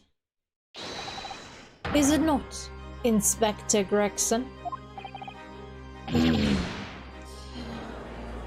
Well... Order! Mr. Skulkin, what have you to say for yourself? Gordon Bennett. I mean just Gordon Flamin' Bennett. I swear I didn't know nothing about that disc, honest to God. Counsel, could you please explain what exactly is going on here? The alleged deal that was struck was between this witness and this detective, no? Without question, my lord. Then, for pity's sake, why on earth was this man in possession of the disc that the inspector traded for information? Inspector Gregson is a shrewd, calculating man who rarely loses his composure. But at one particular point in this trial, he exhibited some unusual behavior for a brief moment. I don't recall. What unusual behavior? It was, yes, during my cross-examination of Mr. Graydon. Tell me, Mr. Graydon, when you left the pawnbrokery that night, was it by any chance with the second disc in your jacket pocket? I admit to nothing of that sort. While Mr. Graydon answered my question, the inspector appeared to have grabbed Nash Skulkin by his coat and was shaking him violently. Yeah, he did know, though me noggin was gonna fall. I thought me noggin was gonna fall clean off, I did. I was wishing I'd been born as me brother. I was. And what exactly happened to make the detective attack you like that? I ain't got a clue. He just suddenly turned and grabbed me whilst whistled like that and stared, shaking me. Started. Wow, I can't read, seriously. Why the blazes didn't ya mention the third gun when we got ya down the station? That's what he said. Yelled it right down me ear. He did. Me head still throbbing now. The way the detective behaved then was extremely out of character. But looking back now, it must have been then that he did it. That was the opportunity Inspector Gregson created for himself in order to hide the disc. Well, bless my wick, he hid it. You. But I'm afraid I fail to comprehend the motive here. If the detective had acquired the disc he was after, why on earth would he then proceed to hide it in another man's pocket? This is a court of law. He could have submitted the item as evidence. It would appear, my lord, that the inspector was not at liberty to do that. Why ever not? As the man himself revealed earlier, his current assignment has some special conditions. My orders were: recover the medium used to convey the secrets leaked from the ministry, and do it on the QT, strictly hush-hush. Hush-hush. A top-secret assignment, is it? As far as we're aware, the information stolen comes from confidential government communications. It would seem that if that information were to be revealed in court as evidence, it would be problematic. Does that sum up the situation, Inspector? I'm operating under direct orders from the Ministry. I'm afraid I'm not at liberty to answer that question. So, realizing there was a chance that you may be searched here in court, you took steps to hide the disc you had acquired from the witness. Does this mean he only pretended to attack Mr. Skulkin in order to get close enough to him to slip the second disc into his pocket? So it was all a pretense?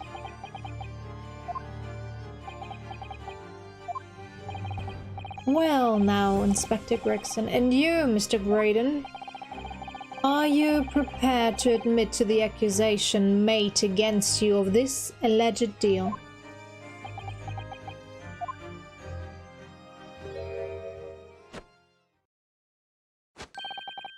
Admit to it? Yours truly.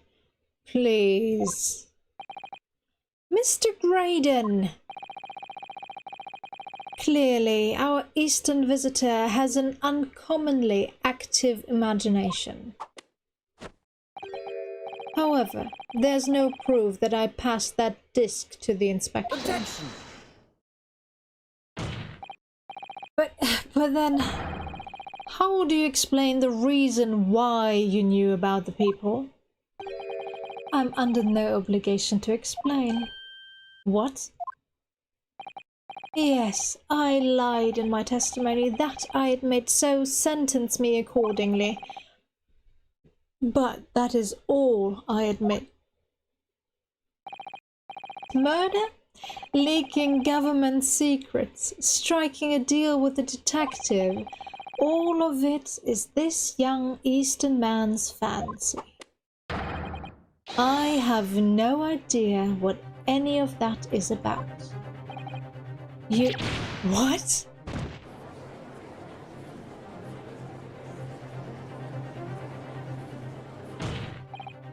Well, what about you then, Inspector Gregson? Do you admit to making a deal with Mr. Graydon in order to acquire the disc? Ladies and gents of the jury, as a Scotland Yard inspector, I will declare this and nothing more. I am acting in the best interest of the country. Whatever I've done, it's been in the name of justice.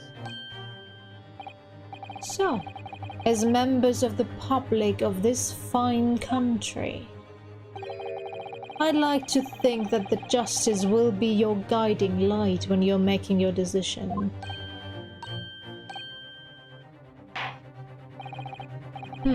This is quite a quandary indeed.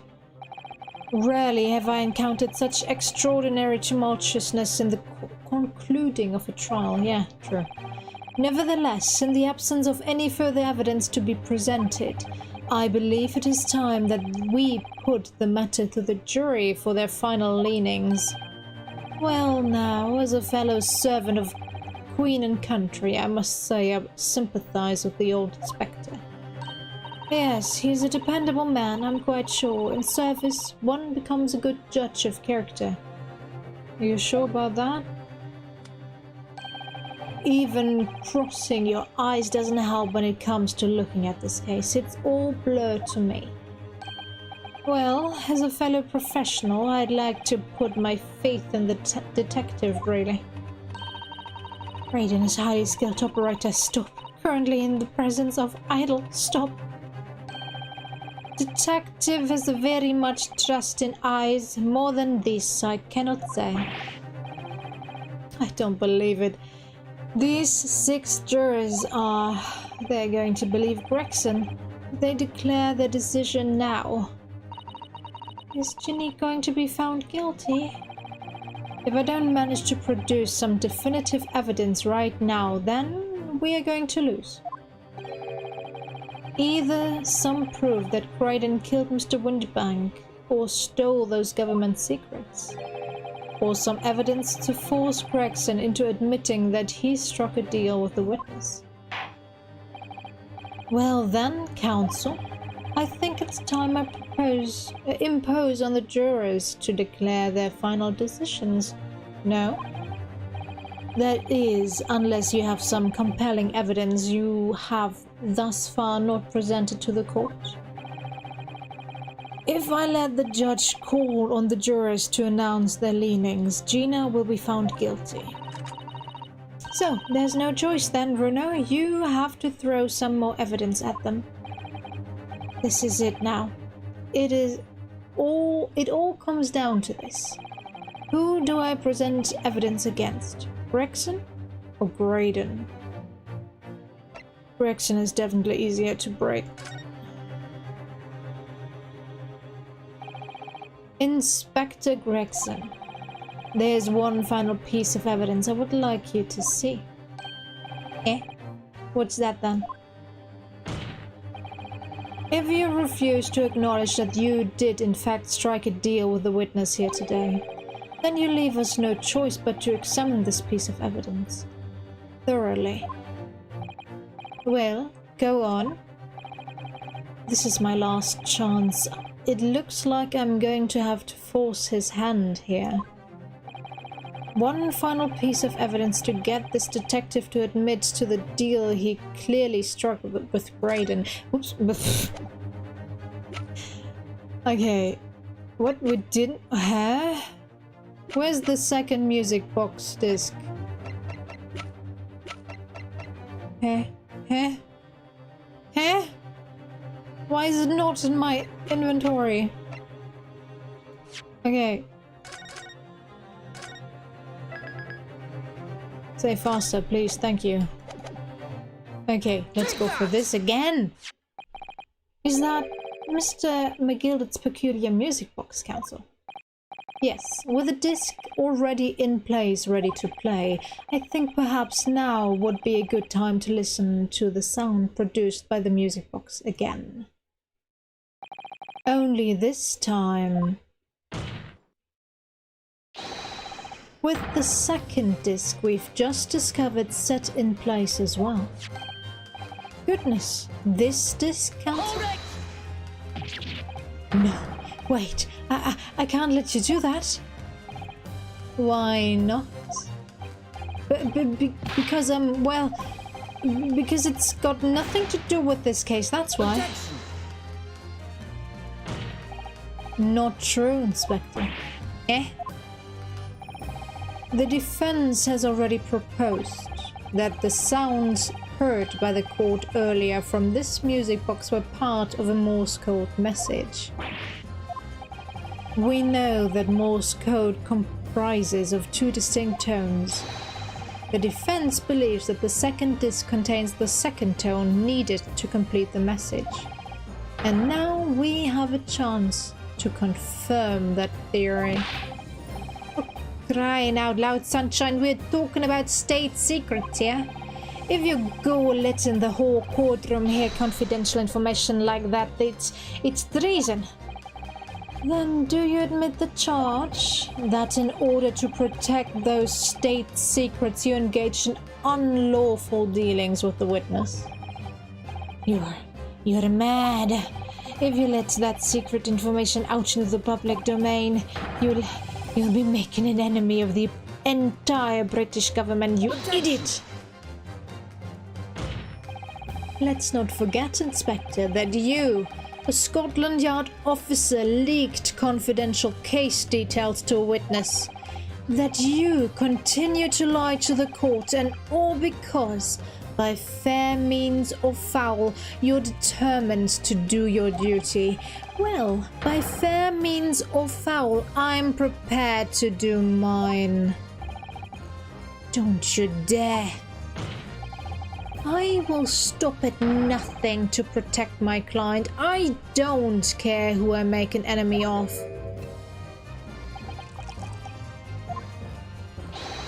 My lord, if you please, the court must hear the sound made by that music box. Come on, Van Dix, for Pete's sake, stop him! Objection! Inspector, You should know my methods by now. I'm a prosecutor. I'm no Scotland Yard puppet. In this courtroom, my duty is to the law. So let me propose a toast to uncovering the truth by fair means or foul. No! Okay. Very well. The defense's stance here and that of the prosecution has been made very clear, I feel. Therefore, in accordance with the defense's request, the court will now listen as this music box is set in operation once more. This time with the second disc in place and both discs playing simultaneously.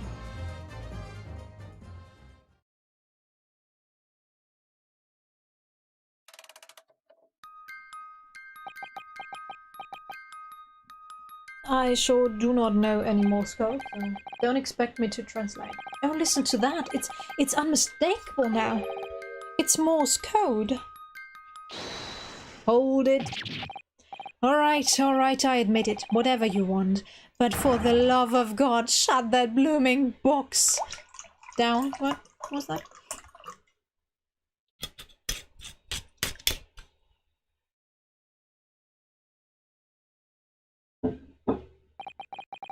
Let me ask you again then, Inspector Gregson.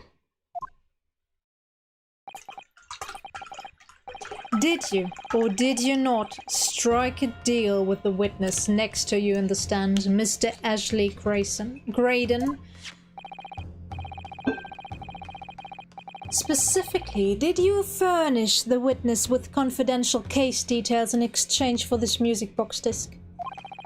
Did you reveal the existence of the people on the pawnbroker's storeroom door, Inspector? I did. Stop. What are you doing, man? It's all exactly like the young Eastern lawyer said. When the trial resumed after the recess, we were stood here in the stand together. That's when he approached me with the deal. Shut up, you imbecile! Shut up! Psst! You there! You're the detective who turned up at the pawnbrokery the other day, aren't you? I may have something you're looking for, Inspector, with me at this very moment. So, how about a trade? I suggest you accept. Or in information that may have certain individuals uncomfortable will soon become very public indeed. I couldn't let that information become public knowledge, not under any circumstances, so I accepted the man's proposal and told him details about the case that should have put him in the clear. The people on the storeroom door and the bloodstains on the overcoat. By giving false testimony, this witness intended to have the defendant wrongly accused of murder. Inspector, you knew that. Yet, you still revealed those details to facilitate the witness's perjury. I did. But then it turned out the people had only been made that night after the incident took place. Scotland Yard wasn't aware of that, if I'm perfectly honest. Well, Mr. Graydon, what do you have to say for yourself? There's nothing and no one left for you to hide behind. You struck a deal with the inspector in order to escape conviction of a very serious crime, namely this. You are the third intruder who broke into the pawnbrokery on the night in question. And you perpetrated the murder of the proprietor, Mr. Pop Windybank. You...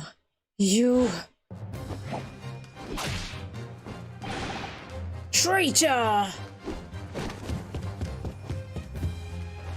Somebody stop him? Although, shouldn't that thing break?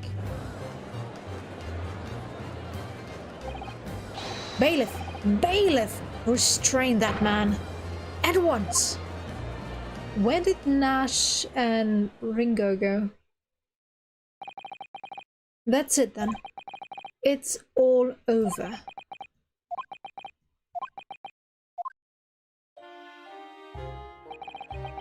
I despised my life growing up. Those slums are vile places. I was cursed from birth, born into poverty, the son of a penniless artisan. My parents did nothing but quarrel all day long. What little money they had was never spent on me. Ooh. So I set about studying to better myself, to one day escape that hellhole. And you eventually became a communications officer. I admire your determination. But then you decided to try to sell government secrets. Why?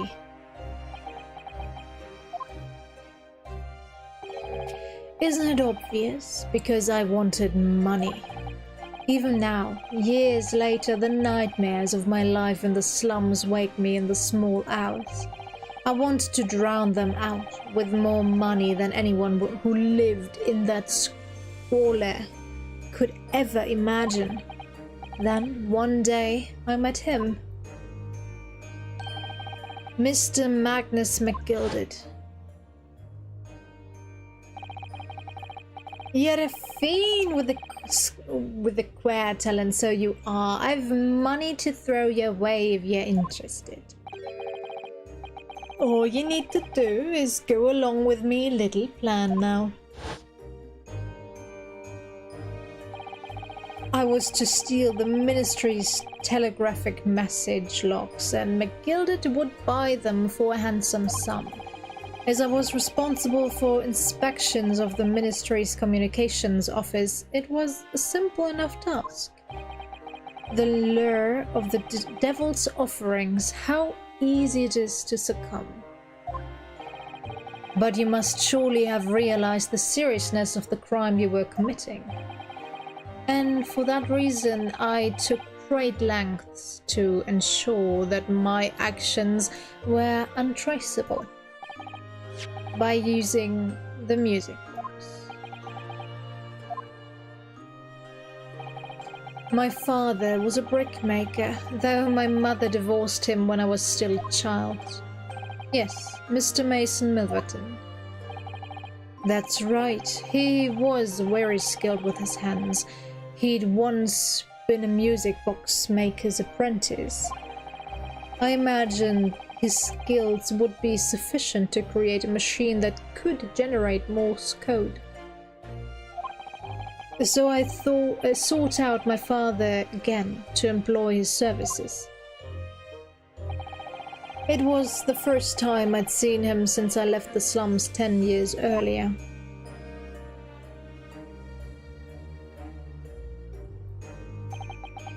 Look at you, Ashley. What a fine gent you've become, eh? He was a different man to the one in my memory. A thin, frail old man. But poverty had never broken him, never corrupted him like it had me. I was sure that he wouldn't help me if I told him the real reason, so I made up a story. I've got some work for you, Father. I need some music box discs made. Music box discs, eh? A musician friend of mine has written some music he wants to sell to the public. I've brought the score with me. There are two, actually. I'd be delighted, son. It's been 20 years since I did any work like this, though. Fetch my old tools, would ya? They're in the loft. That's how I had him make the two discs.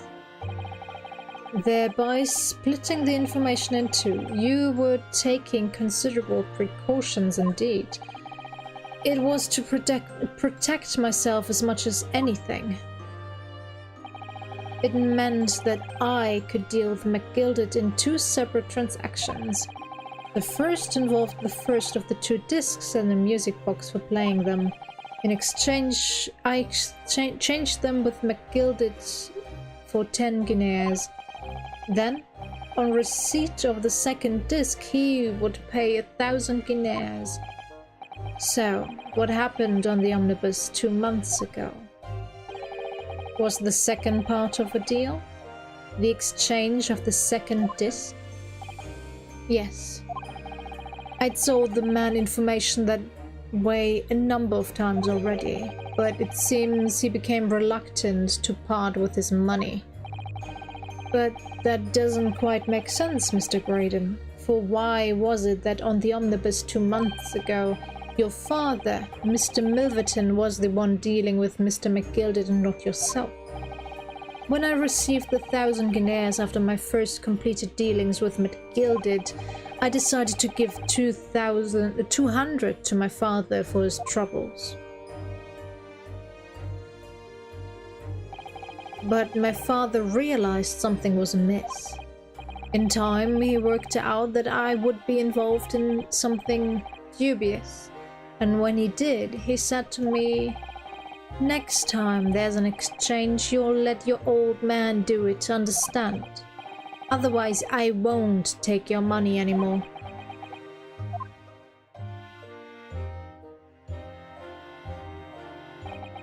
That was my father's way of dealing with it, I suppose. Climbing into the omnibus, hand over the second disc and take the money from McGilded. That's it.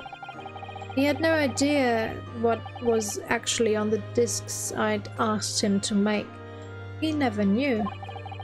Just like I'll never know why everything went so horribly wrong that night. All I know is that the disc was taken from him and he never returned home.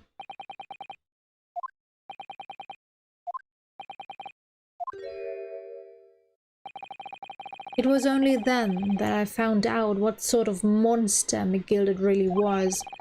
So after 10 years of not once uttering it, I swore on my father's name.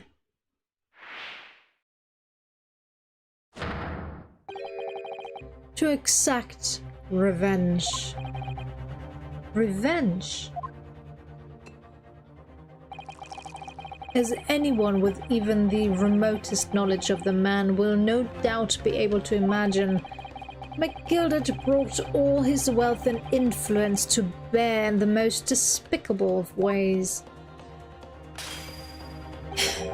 To crush any semblance of justice in his trial. The crime scene was tampered with, evidence was fixed, and witnesses were bribed. The trial 2 months ago was a farce from start to finish.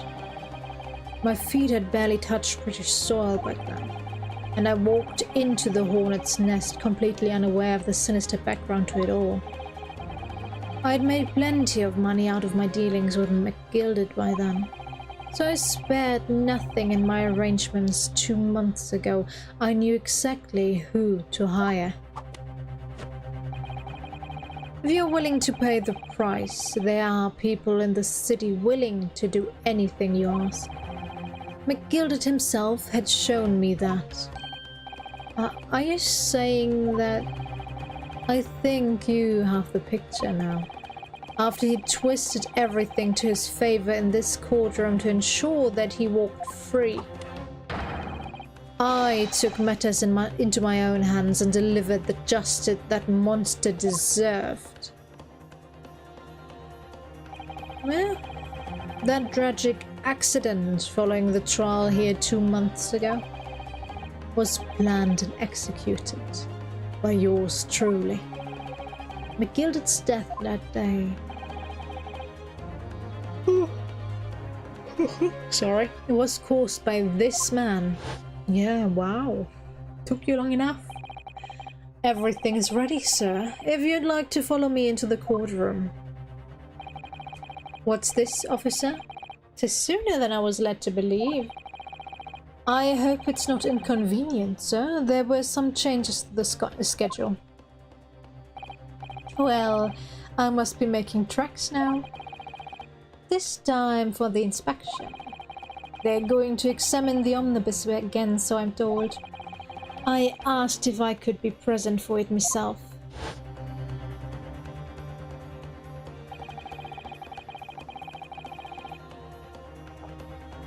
So, that policeman who came to tell McGill that he could examine the omnibus again.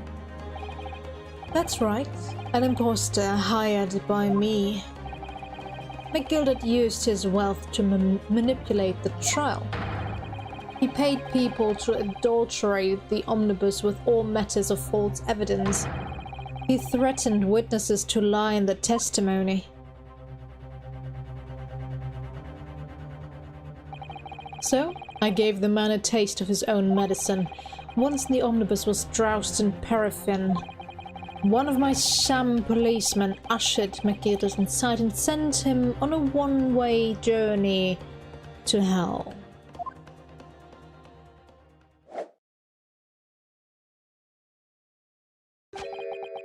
An eye for an eye. That's how I avenged my father's death. A spine-chilling account indeed. But that wasn't the end of it for me. There was a loose end, you see. A loose end? Yes, I should think it's obvious. The second disc which my father had taken to exchange with Miss McGill. Ah, yes. There was indeed no mention of it in the man's trial 2 months ago. Clearly because it had been removed from the scene of the crime. When I realized it was missing, I remembered something. Something from the first time I dealt with McGill.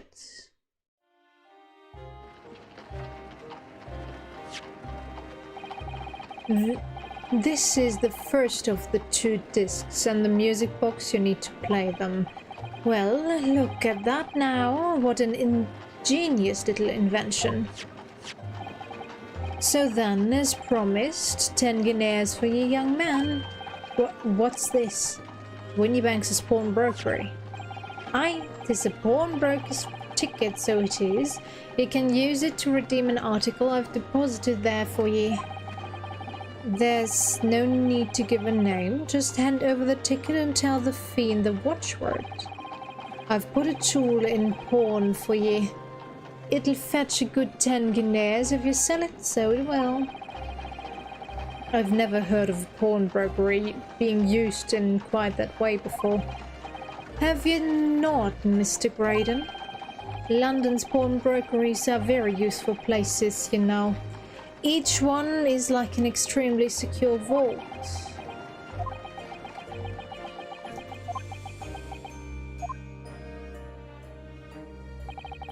So I knew that if he'd taken steps to hide the disc, it would be in that pawnbrokery somewhere. And that on the night he killed my father, he must have entrusted the ticket to someone. Yes, to Gina. I remember now that when we first met you at Windybanks' that afternoon 2 days ago, you had a description of Miss Lestrade written down. How did you know who we were looking for? From the trial, the pickpocket's testimony was clearly peculiar. Anyone could see that. I realized immediately that she was another of McGilded's pawns, that he must have threatened her somehow. I was fairly convinced it would be her who had the ticket, so I started to make some inquiries. I had a strong suspicion the girl would come out of the woodwork on the redemption deadline. And he was absolutely right. And yes, sure enough, she did. All I needed to do was to wait until the girl went to Windybanks' to redeem the articles. But unfortunately, she redeemed only McGilded's overcoat and the one disc that was in its pocket. An all-important music box with the second disc inside was missing, because it had already been forfeited 2 days earlier. But I was unaware of that fact. Had I not been, I could have avoided my nighttime excursion. Meanwhile, as our investigation into the stolen government secrets was progressing, we picked up on the fact that McGilded was involved. Inspector, you've recovered fast. My orders were to recover the stolen information as quickly as possible. So we started gathering the fella's possessions and examining whatever we could lay our hands on. We had a full-scale investigation going on at the yard yet, but we had to keep it as quiet as we could. Then, when the inspector here took the disc from me in the pawnbrokery that day, I became nervous.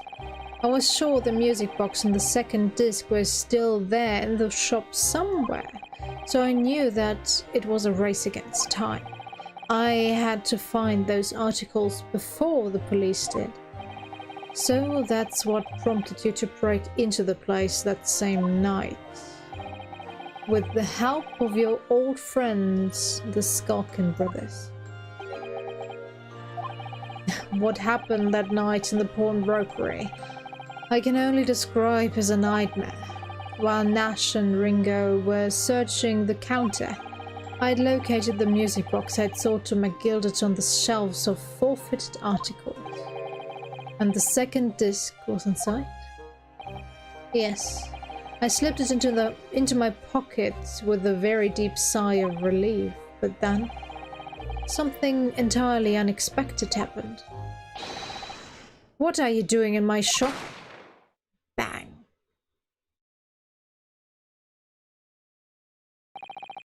A gunshot rang out in the shop, and I felt a sharp pain in my left arm. The broker fired his gun and the bullet pierced your limb. Yes, exactly.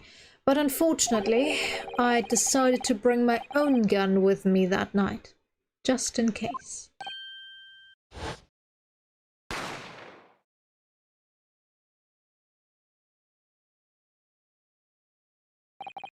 Before I knew what was happening, I'd fired back. The man had already turned to flee. I hadn't intended to fire in his direction, much less kill him. But unfortunately for both of us, the bullet hit home. It struck him in the middle of his back as he fled through the storeroom door for refuge. A sorry, sorry tale. It all took place in the blink of an eye. I don't imagine Nash and Ringo even realized what had happened at first. I was terrified, so I fled. And that's the whole story. That's everything that happened at Windybanks on that wretched night.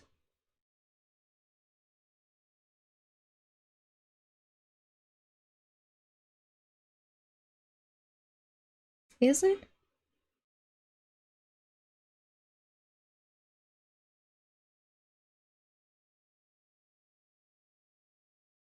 Deafening silence, alright.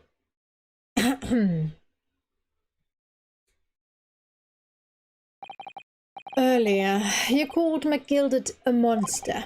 A man who used his wealth and influence to distort the facts and escape justice for the crime of murder. What tragic irony. True. For what you have done is exactly the same. Ooh, sorry.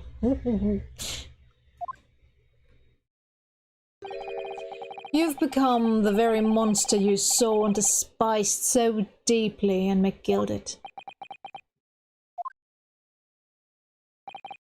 Yes, I think I have. You only think? I'm quite sure of it. Well, this has been a long and exhausting trial. Tell me about it. However, it would seem that at last we have arrived at the truth. Inspector Gregson, what of Mr. Ashley Graydon? He's been restrained, my lord, and is being escorted to the yard. He'll be charged with the murder of Mr. Windybank and the stealing of government secrets. Very good. And you, Inspector? Regrettably, you will have to face charges yourself. Yes, my lord, of course. It transpires that you were complicit in helping a criminal escape justice. That fact remains, whether or not you were doing so in the line of duty. The crime is a serious one, Inspector, an inexcusable one as well. Now, to the defendant, Miss Gina Lestrade. Yeah. It is time for the final adjudication. Is the jury ready, Mr. Foreman? Yes, sir. Garrett Squadron standing by, sir. This is really it now. The last push, the final call, the finishing whistle. My men are ready to deliver the verdict. Thank you, Mr. Foreman. Very well. Ladies and gentlemen of the jury, you will now declare your final decisions to the court. Not guilty. Not guilty. Not guilty. Not guilty. Not guilty. Not guilty. Do. Yeah.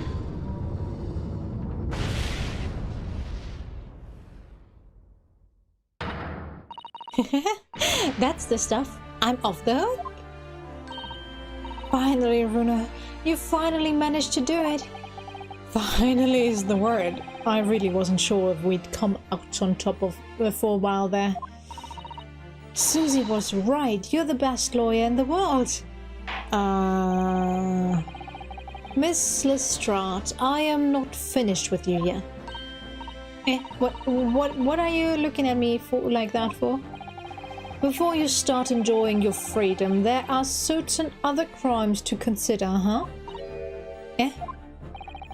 2 months ago, in my courtroom no less, you gave false testimony, did you not? And in relation to the trial today, not only did you unlawfully enter Windybank's pawnbrokery, you also attempted to abscond, what? With Mr. McGilde's property, it seems. I never done nothing of the sort. Of course not. It's not like you were gleefully wearing McGilde's coat in your cell yesterday or anything. Oh, just when I was getting excited about throwing a party for Ginny this evening. And turning our attention to the defense. Determining that when playing together the music box discs contained a message in Morse code was, well, it was certainly a most unexpected revelation, counsel. Was it though? Quite so, my lord. The prosecution was caught entirely off guard. In fact, I think we should applaud my learned friend's courage here today. I propose a toast. To demand that government secrets be disseminated before the entire courtroom. I'm accepting bets on how long this class is going to last. Ah, yeah, right. We're very sorry about that. It was the only way that I could get Inspector Gregson to admit to what he'd done, so... If I may say something on that point. Isn't that? It's about the sound produced by the music box before. I do wonder if that was really Morse code at all. What? What are you saying, madame? Oh, well, it's just that I'm really rather fanatical when it comes to Morse code, you see. So much so that the whole world seems to be covered in dots and dashes to me, in fact. Goodness, madame, an unhealthy level of obsession one feels. But I must say that, in my opinion, the sounds produced by those two discs were nothing more than that. A meaningless series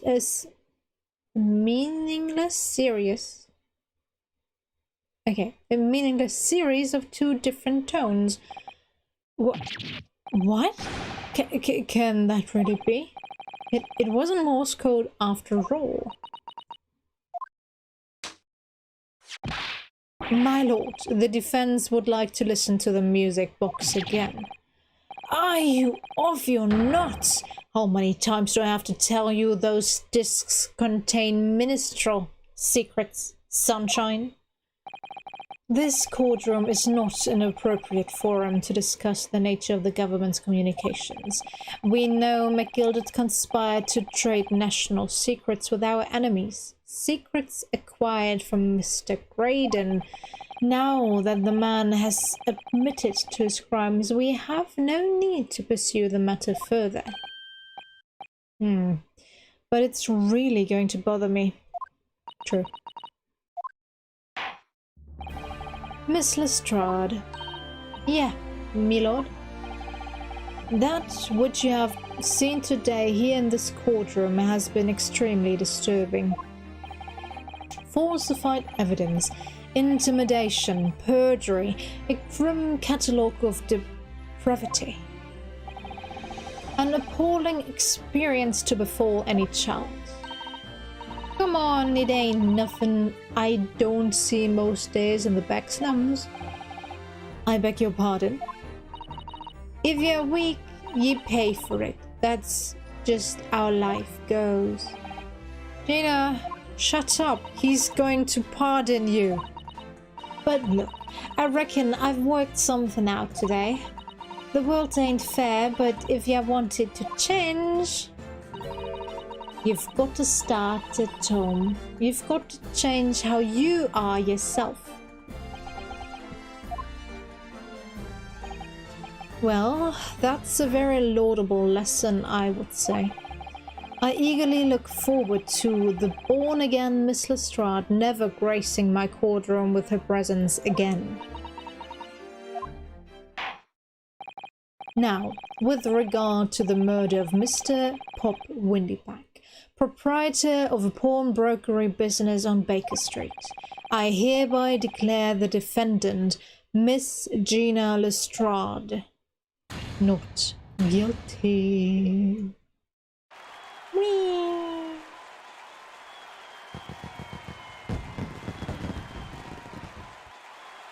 Fireworks indoor. Oh yeah, nice.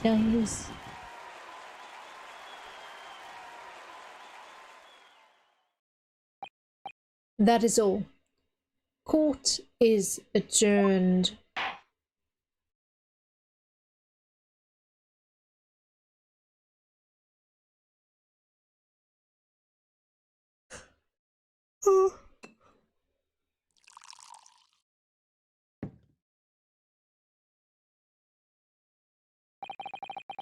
On a personal note, I must say you've surprised me, my Far Eastern friend. Oh. Despite being a Nipponese, you saw through the pretense to the malice that festered within that Englishman. And at the same time saw through the grime to the surprising heart of your English client. You have a curious talent for judging character, especially considering our very different cultures. I don't think there's anything curious about it. Whether we're from the Empire of Great Britain or the Empire of Japan, we're all human beings. We're not so very different on the inside.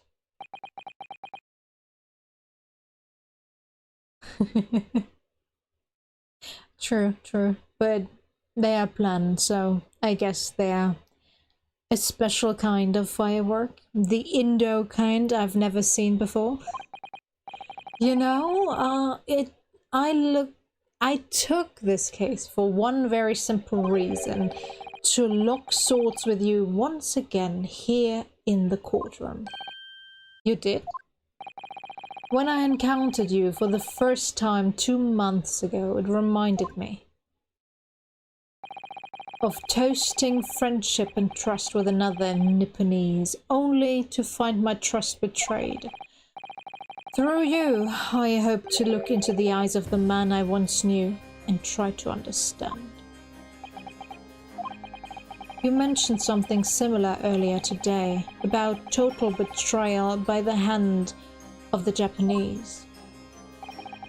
What happened exactly? Well, you may ask. And one day, when the time comes, you will learn the answer, whether you like it or not. Alright, then I'll wait for that day, if I must.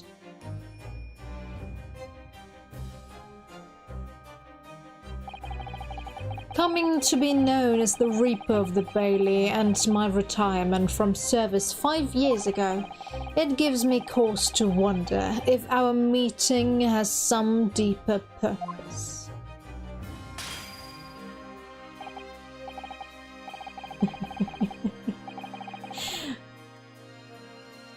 I was just about to applaud him for not killing his poor glass.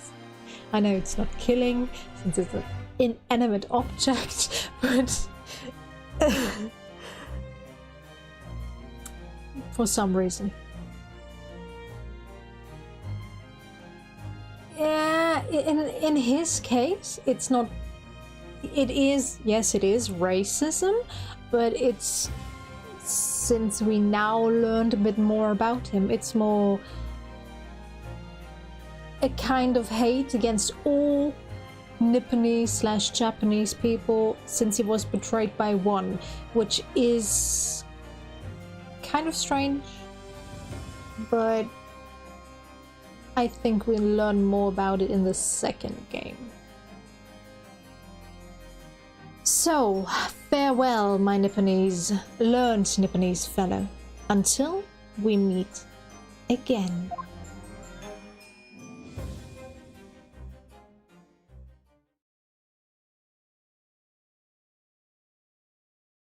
Oh, that would have been the perfect ending, but I know we have to have the after talk as well. It's done. It's over at last. But where's Iris disappeared to? Ah, congratulations, Gina. I knew it all along. I knew that you were innocent. Well, you did what you said, Mr. Nara-Odo. Slowly learning, yes. Very slowly. You believed in me, right up to the end. Yes, what is your name? What sort about it? I told you I had faith in you, didn't I? No one ever has before, see? Kept a promise, I mean, properly. That's awful. Pat, you did well, good boy. Pat. I figured something out today. All my life, growing up in the slums, I've never trusted no one. But that's just because I've been scared of being stabbed in the back. Well, it's understandable. I mean, the more you trust someone, the more it hurts when they let you down. Yes, I think I can understand that. After all, I had a taste of it in that trial 2 months ago. I chose to trust someone and paid for it. That betrayal left a big scar. Seriously, game, why do you still... It's like, I never objected to that not guilty verdict, but I did. I literally did, but it was ignored. I'm getting salty at this game for bringing it up time and time again, and I'm like, no, I didn't trust him, and I was against the not guilty verdict. You know, though, Gina, I worked something out quite recently too. Trusting in someone else is really an exercise in learning to trust yourself. And when your gut tells you it's the right thing to do and your trust is rewarded, there's no better feeling in the world. I think I have you to thank for reminding me of that valuable lesson.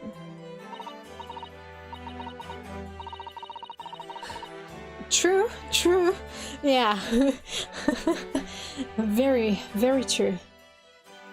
Especially if you, as far as I know, could be wrong, but growing up in the slums, isn't there more like an organized crime thing going on? If you are a child, you will be exploited by older kids / grown adults that will take all your earnings, or very pretty much everything, and leave just a little bit for you to survive on your own, barely, and take, well, most of it for themselves. So if she was able to stay out of such a group, that is actually amazing. But that also means she really learned to not trust someone, and then it's amazing that she actually had it in herself to trust us, to trust Iris, and in turn trust Ryunosuke. Oh, if you say so. Don't make a faddle out of sense to me, though. I'm trying to say that putting my faith in you, Gina, has been a real pleasure. For crying out loud, peck it in. But I suppose I sort of feel the same way. I mean, sometimes trusting someone else is, you know, alright. Thanks. This is the way I see it, Ryunosuke. A defense lawyer is only as good as his faith in his client. And that comes down to how much faith he has in himself. After this experience, I'm starting to feel like I understand what you mean. We still haven't figured out what his reason for coming to London is. I just realized. So that's probably what this second game is about? Kazuma, am I living up to your expectations? Am I turning out to be the lawyer you believed I could be? Pardon the interruption. But what the deuce does a man have to do to be noticed around here, my dear fellow? Sherlock, did you really expect me to not expect you being in the room? Really? Ah, that voice. It's too late for that voice now, Mr. Naruhodo. I've been standing here patiently in the corner of the room for an eternity. Ah ha ha, yes, it was me all along, I would have said when I finally you noticed me. But you people, with your incessant babbling. Mr. Sholmes! Ha ha ha, yes, it was me all along, you see?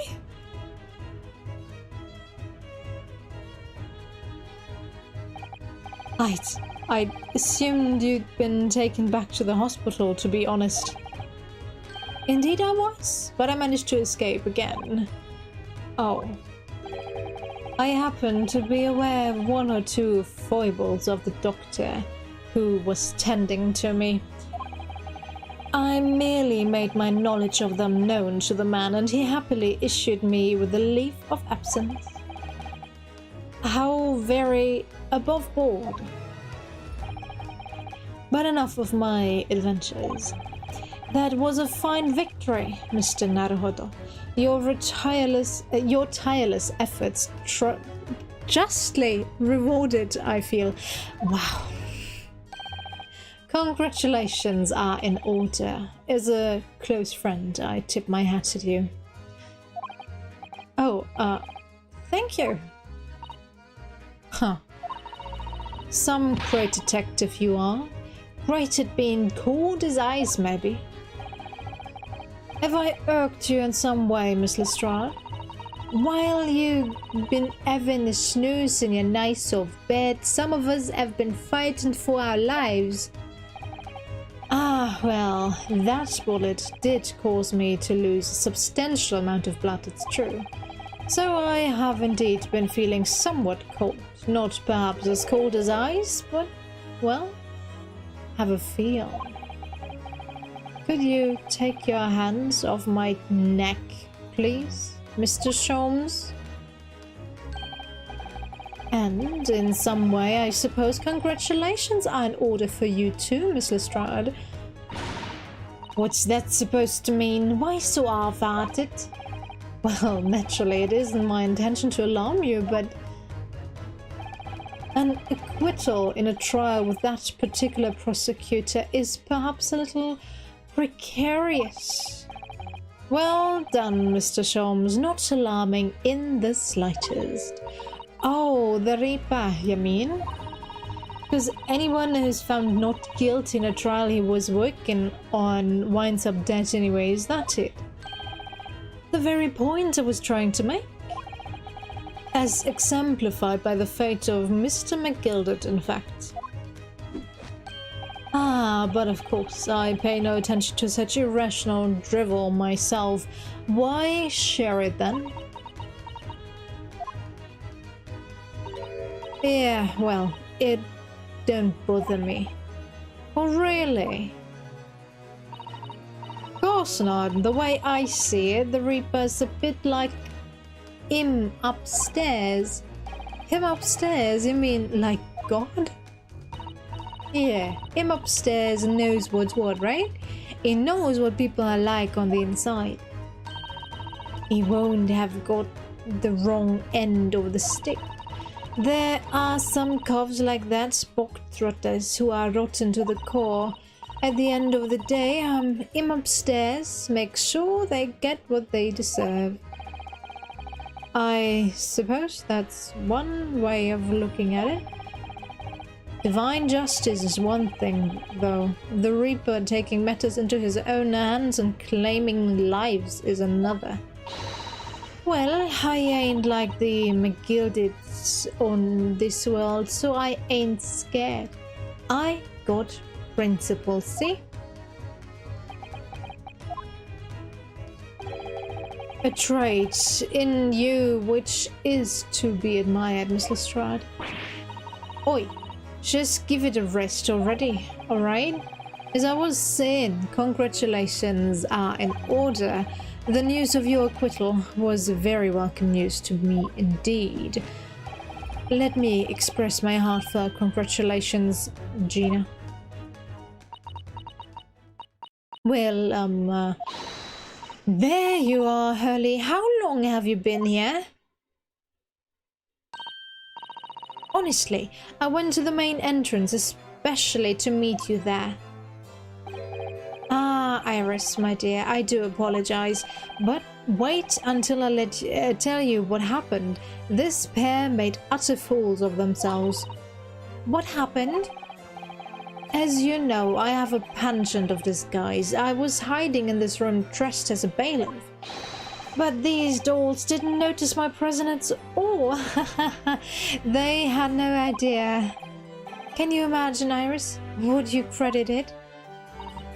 Huh, I'm not sure, really.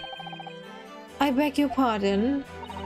I'm sorry, Hurley, but you just don't have the weighty presence you seem to think you have. In fact, you really ought to be careful about that. It's going to land you in trouble one day. I'll be careful. Ouch. Truth bombs, though. Anyway, it's such a shame. I was so hoping to throw a party for Ginny tonight. But you won't be able to come, will you? Don't look like I'm gonna be going nowhere for a while. You heard the judge, Badger. I got stuff to make amends for, apparently. All them offences. What was it again? Breaking and entering, taking the Boktrotter stuff, what was in luck, blah blah blah. Yes, I think you'll find that basically being a pickpocket is the main offense. But diving ain't an offense, it's a job, ain't it? I don't think so. Still, it has got me thinking all this. Maybe I start looking for another line of work. I mean, you didn't start off as a lawyer, did you, Odo? Well, no. But I was never a pickpocket. Well, anyway, I reckon I could make a change. I'm gonna do something for all them lots like me from the slums. Something that makes a difference for them.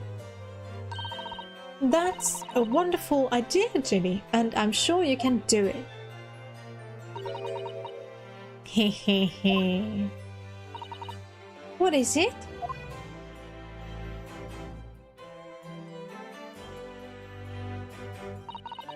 Nothing. Miss Gina Lestrade. The prison carriage has arrived, ma'am. Come with me to the rear gate at once. Right. Well, looks like I'm off then. Yes. Goodbye, Gina. And good luck.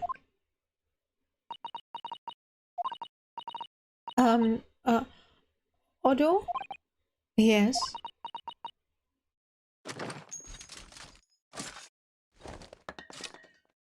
Why? What was that for? I don't know. I mean, I don't know what to say, so... Ah, indeed. Perhaps the situation calls for a phrase hitherto missing from your vocabulary, Miss Lestrade. On occasions such as this, I would recommend a simple thank you. Oh. Oh yes, it's good advice, Ginny. Right, I see. Well...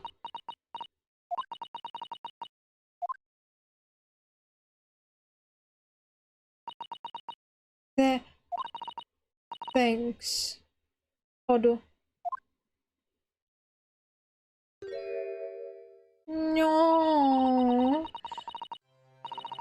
She sure is. Thank you for everything. What you've done. For believing in me. But she is, after all, I don't know, 17? Right? 17, yeah. So she is in the midst of puberty. Although at the time, I guess she should be done with puberty, since people had to grow older earlier, become adults earlier, so everything was done more quickly.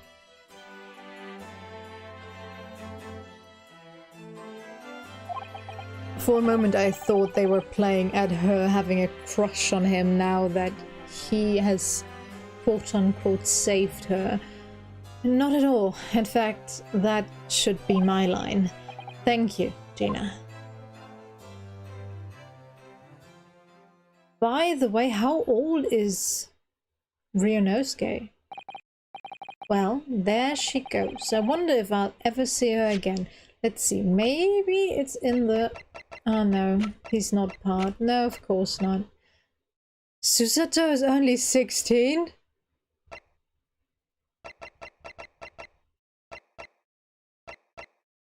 What? They sent a 16-year-old as a judicial assistant to a different country. Okay. That's wild. You know, I don't mind teenagers traveling the world. I really don't mind. I did so as well. But doing so in our day and age is so different compared to those times. Nah. Okay, whatever. I wonder if I'll ever see her again. Probably. Well, quite the indomitable pickpurs. Oh, I nearly forgot. I bought a paper outside. It's a special edition. This trial is all over the front page. Pickpockets innocent proven. Isn't it wonderful? You should have shown it to Gina, Iris. She would have been thrilled. How did they print it so quickly though? Oh no, how silly of me. But anyway, would you like the good news or the bad news? Not again. Well, what do you say, Runa? Hallie? As usual, I think I'd rather get the bad news out of the way first. Some people hit puberty early because of other factors now. Yeah, that's true. Well, but I'm not sure when exactly this is set. It's probably the Industrial Revolution type era. So is that 19th century, 18th century? Wow, history long lost in the darkness of my memory. But since the life expectancy was 30 to maximum 50 at the time, people married very, very early. They were mainly married around 12 to 14 and were expected to have children at the time as well. So it was not so uncommon. And now she doesn't seem 16 at all.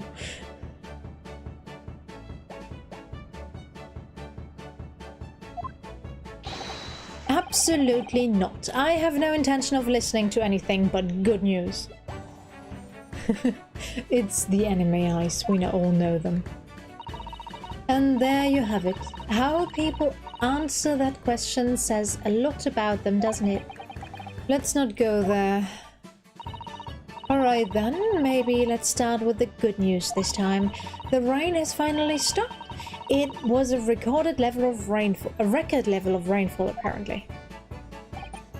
Well, that is good news indeed. We can journey back in greater comfort. Alright then, what's the bad news? The huge storm has left the seas very choppy. The channel in particular is awful, so sailing out of Dover have been delayed by a day or more. Wait, Dover? That's right. If we head to the station immediately, we may still make it in time to wave Susie off. But But there won't be a train, surely? We couldn't be that lucky. Who do you think I am, Mr. Naruhodo? Mr. Sholmes? I rushed to Victoria Station earlier and made arrangements for a special express. If we hurry now, we shall be there in time for dinner. And I know of a fine restaurant that serves the most delicious baked sole. I don't... The great detective does it again. Indeed he does. I happen to be aware of a number of the rail transport director's foibles. What? I merely made my knowledge of them known to the man and he happily laid on the locomotive. Elementary. Just an idea, but it might be wise to stop manipulating people that way. What are we waiting for then? To London, Victoria.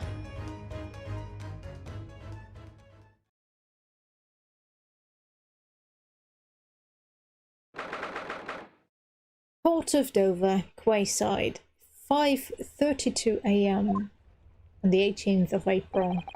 That took somewhat longer than I had anticipated. Susie's boat must be about to leave now. Miss Susato, where are you? Over there, look. It looks like she's reading something. Hold it! Miss Susato, wait, what are you doing?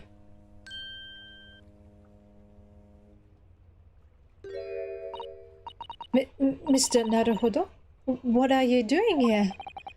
We came as soon as we could after the trial. I mean, we heard that sailings were being delayed due to the bad weather, you see. Oh, I see. Then tell me, how did Gina's trial go? It went well. She was acquitted.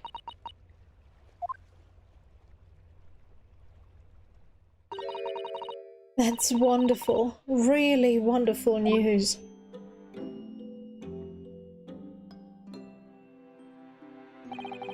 The book you were about to throw into the sea. It was your encyclopedia of British law, wasn't it? Oh dear, I was hoping you hadn't seen that. I'm not worthy of practicing law in any way now. So, I was saying my final farewells. You were saying goodbye to law? You, Susato-san? Would I be correct in assuming it's because of the peephole, Miss Susato?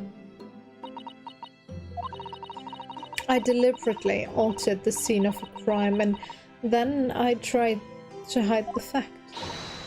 What I did is utterly unforgivable. That reminds me. How did you even come to have this, Susie? On the evening of the incident, Mr. Sholmes had invited Gina to dinner, if you remember. Oh, yes, we had a wonderful time. Well, Gina gave us a little introductory lesson, didn't she? To the art of pickpocketing, I mean. Oh, that was so much fun. I stole Runo's armband.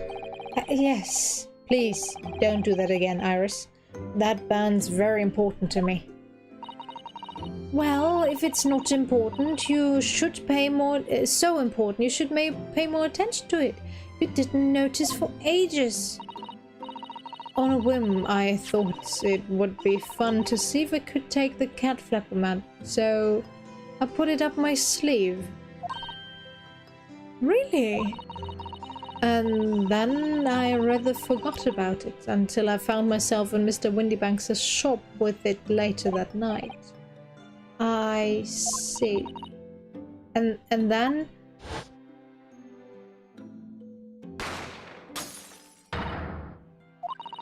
Mr. Sholmes! Mr. Sholmes! Leave me, Mr. Naruhodo. Right.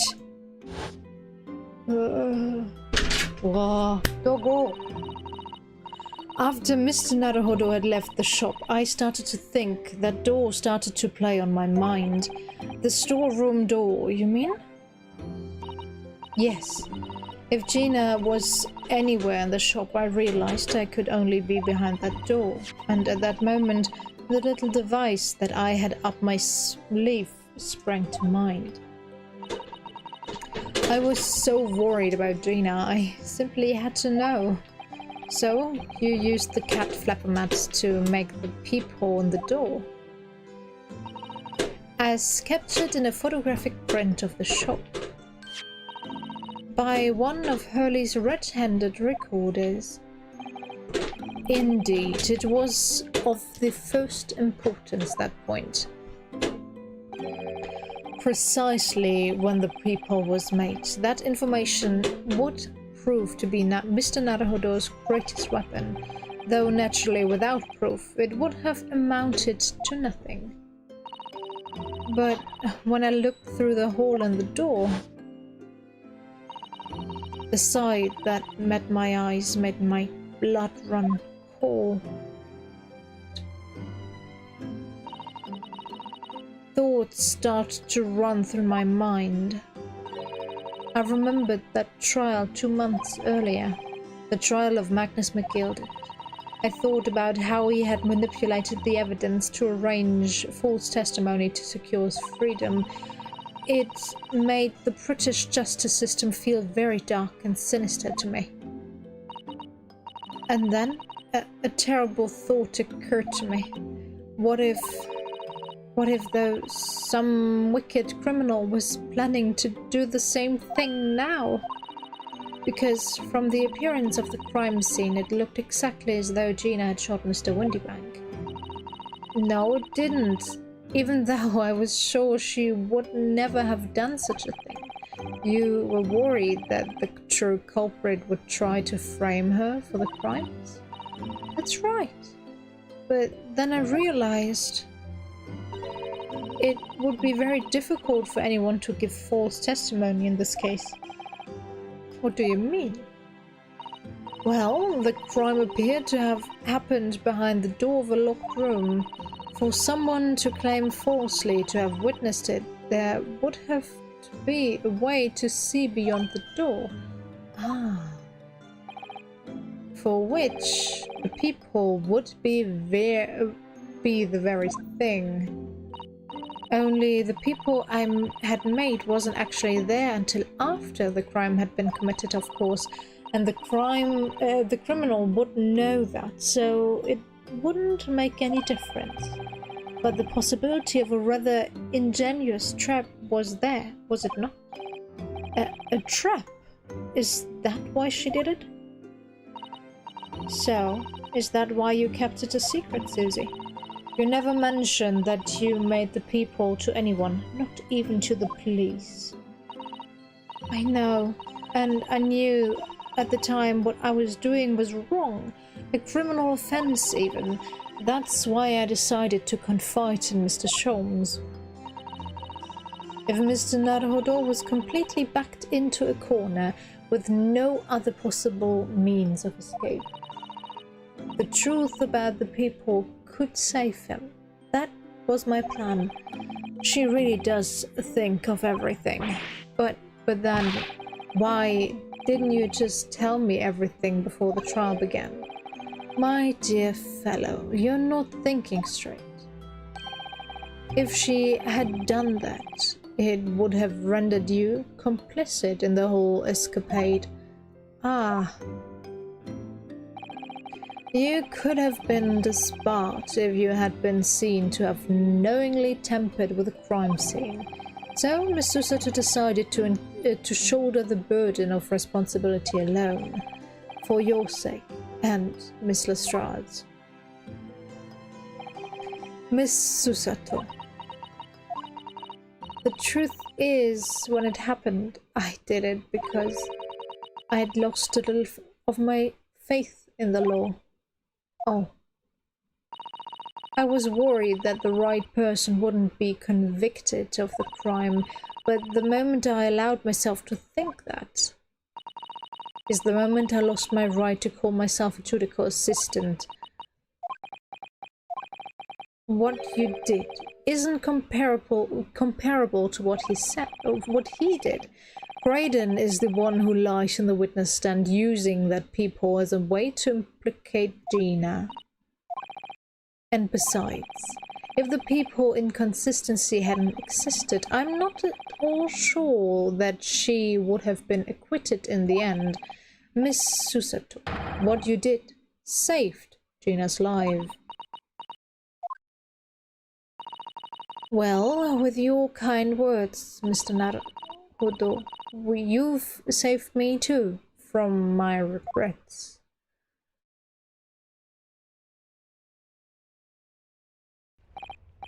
Well, we must all be thankful that Miss Lestrade's freedom has been assured. Yes, exactly. Although some of those loose ends in that trial will continue to play on my mind, I'm sure. But the revelation that the music box disc contains secret messages, Mr. Naruhodo. What a triumph to work that out. I'm full of admiration. Well, actually, that argument wasn't quite as compelling as I thought it was. Oh, it wasn't? There was a communications officer among the jury members, you see, a telegraph operator, and she said that the majority of the sounds on the disc were just meaningless tones. As one would expect, after all, we are talking about secret government communications. No doubt they were written in cipher to avoid being readily understood, should they have been intercepted. In cipher? I see. So then we could never have hoped to understand the message anyway.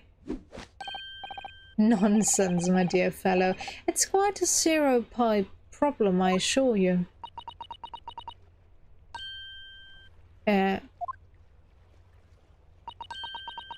So... Atsuki?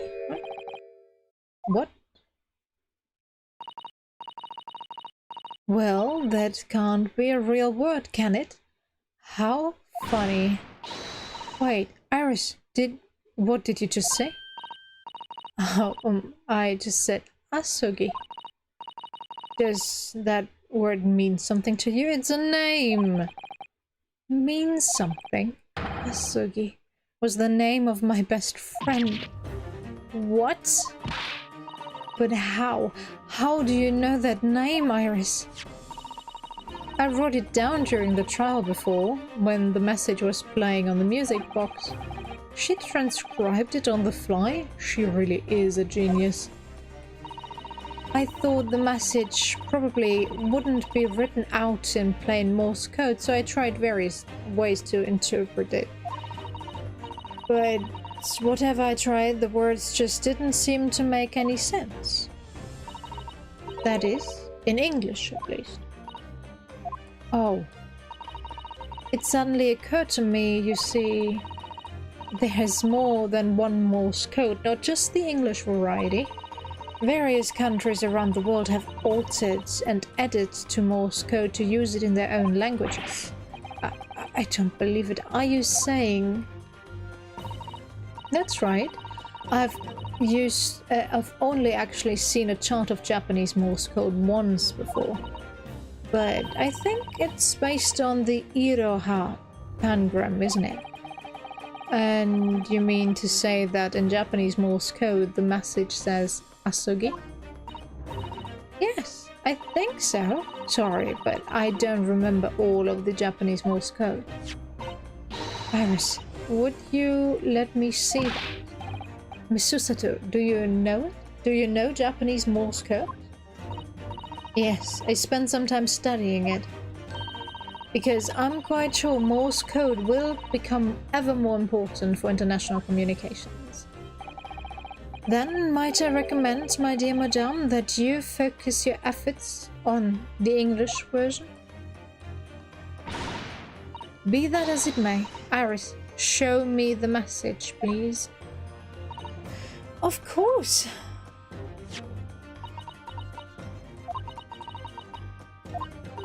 But, what can this possibly mean? Whatever is it, that long sequence of supposedly meaningless dots and dashes?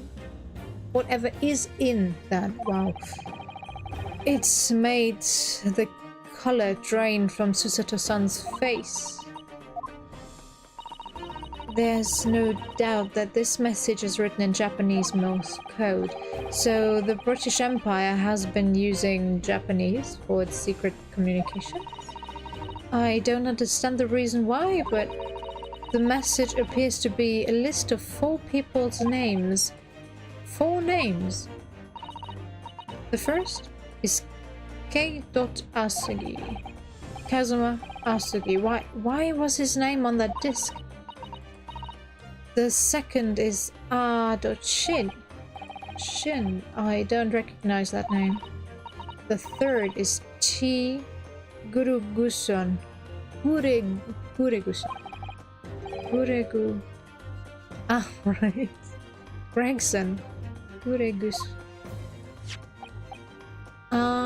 It would seem Tobias Gregson is the 3rd man on this list. And what's his name doing in a secret government communication as well? And the last name? By the way, for those not knowing Japanese, Japanese is a syllable language, so you add syllables together that make the word, that build the word.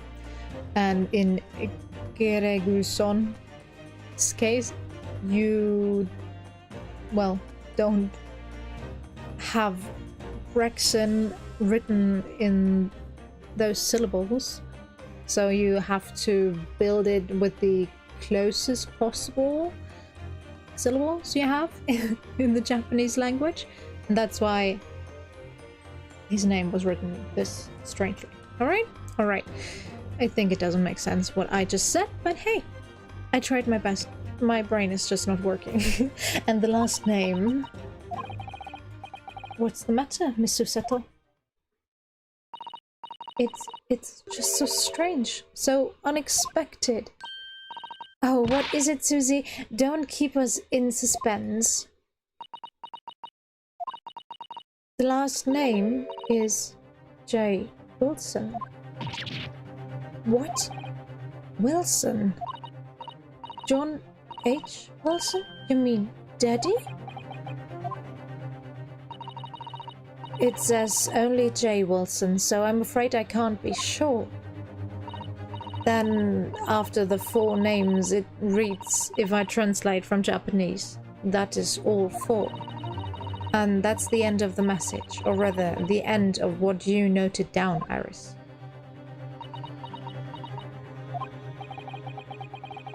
I just can't believe it. Who would ever have thought that those discs contain Japanese Morse code? Not to mention a strange list of some disturbingly similar names. It would appear that this particular message is a communication of some kind between Great Britain and the Empire of Japan. So, Daddy would be in Japan then, where Susie and Runo come from? Oh, well... no. It's not very likely, really, is it? I mean, there are thousands of people with the surname Wilson, and there must be a lot of J's among them. Professor John H. Wilson, visiting professor of medicine at the Imperial Yume University. But we can't tell Iris about that now. We just can't. When is a good time, though? Whenever is a good time to tell someone that a close relative, their last surviving relative, died? There is no good time for that. Is it so strange? This is so strange. Somehow, in solving the case of Mr. Windybanks' murder today, I feel like I've rolled back a boulder at the mouth of a very dark cave. I do wonder if perhaps it's a dark cave that we shouldn't go wandering inside.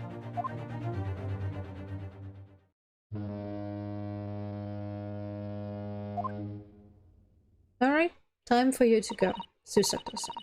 Oh dear, the ship is going to set sail soon? Yes, it seems so. I'll sail on that steamship first to the port of Dunkirk in France.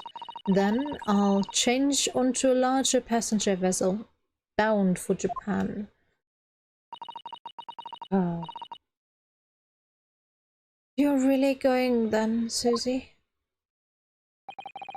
We wish you a safe passage, Miss Susato. Thank you so much. I wish all of you the very best. Miss Susato, I had hoped to have you always at my side to guide me and support me. Mr. Naruhodo, please come back soon. This is basically a marriage proposal. Did I miss something? As far as I'm concerned, you really are the very best Shudico assistant in the world. I'm quite sure I'll be back before you know. Really, Susie? Now don't forget, Iris. I made you a promise I've yet to fulfill. A promise? About your manuscript? Ah, oh yes, the Hound of Baskervilles. Well, I'll be waiting for you then, Susie. A promise is a promise. Definitely, Iris.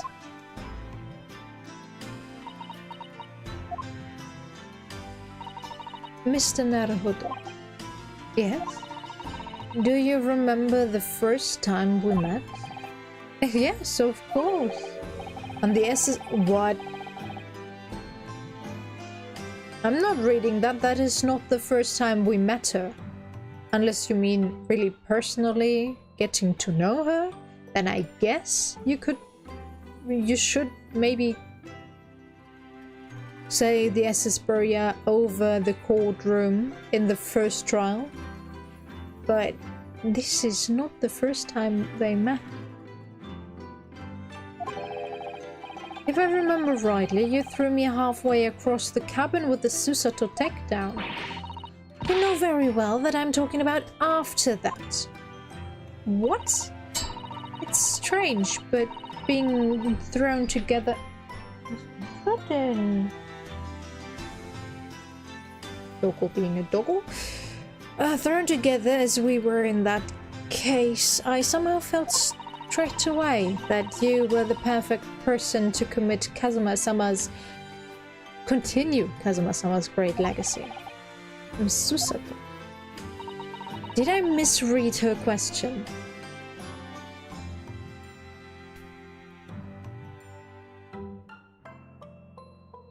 The first time we met was during the first trial.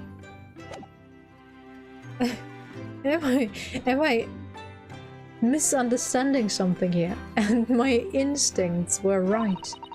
I really want to believe. No, I'm sure that I'll be back soon. Farewell until then. Bye-bye, Susato-san. Maybe get a few years older, please. Shh.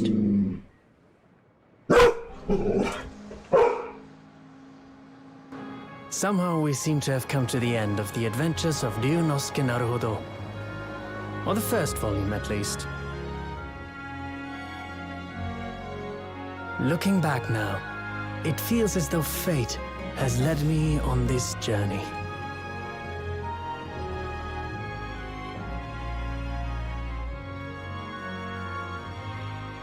Fate led me to becoming a lawyer, to traveling halfway around the world, to meeting the great detective. I'm sure there'll be trials and tribulations ahead. Of course there will. But whatever happens, I know I'll be able to turn my fortunes around.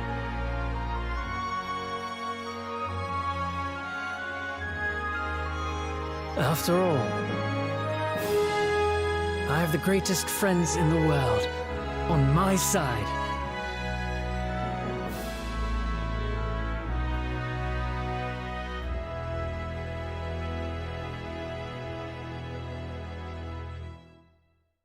No.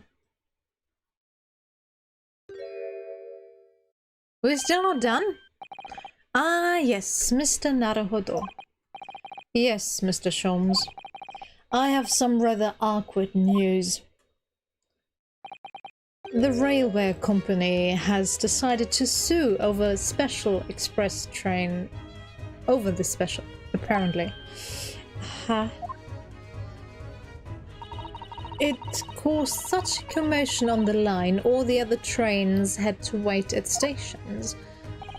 But really, we would never have made it to Dover in time otherwise. Anyway, I explained everything and how it was all your fault. Thanks. Huh? Huh? I believe a formal complaint should be delivered to your office tomorrow.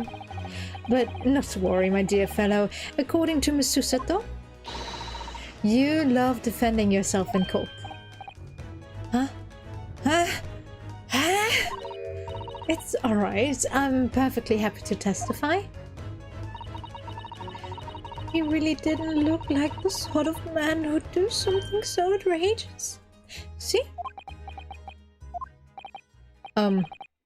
Sholmes? Yes? A word, if you don't mind. Why, certainly. Any word you like. Bellow it out, my dear fellow. Oh yes, I love Runo's words, and I just know the one he'll use here.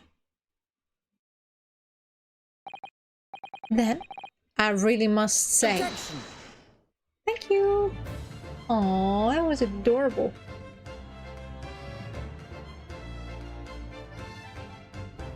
There's all his movements.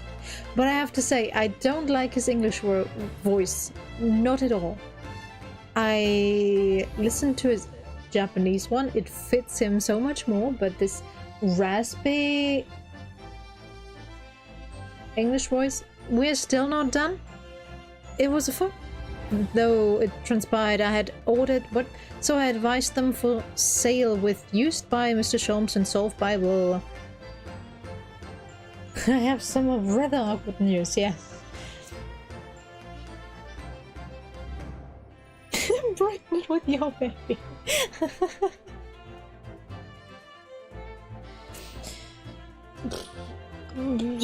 Who knows? Maybe he managed it somehow. As long as it's not Iris, I'm happy. Male pregnancy. He is probably the inventor of the... what's it called? Omegaverse. That's for sure.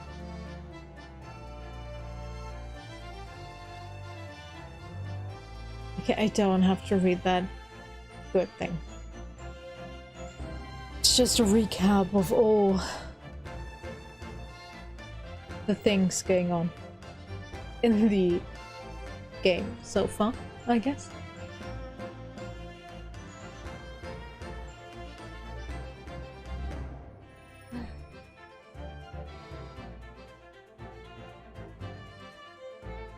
But to be honest, Sherlock as a mother? Oof. Oof.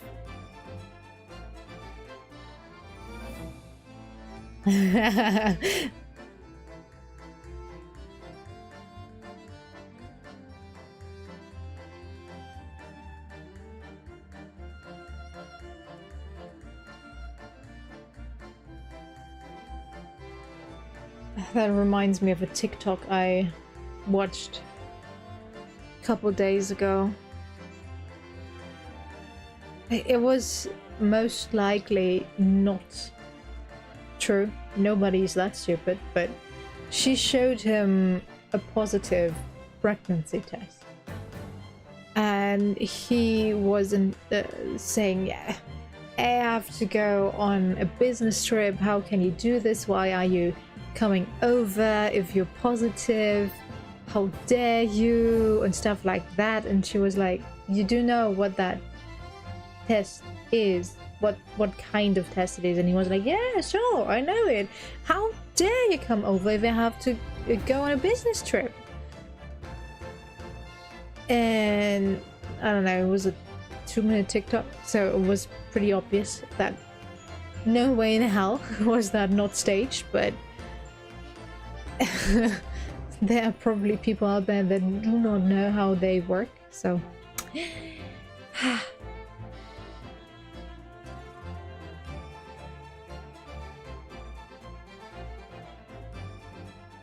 and now with the new thing in America of in a few states not being able to have an abortion.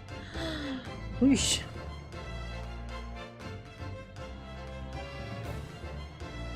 That would be harsh. Not knowing you are pregnant. Well, in this case, the girl knew, not just the guy didn't, or pretended not to know. So, as long as the girl knows, it's somewhat fine. Somewhat. And if she wants the child, then it's great. But oh, let's not get political here. Seriously, did we have one relationship in this game that was not abusive?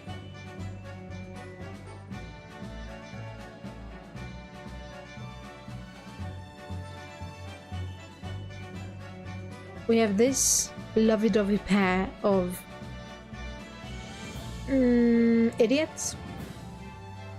We have the maid-lord combo, where the maid constantly throws scorching hot tea on her husband. Who else did we have?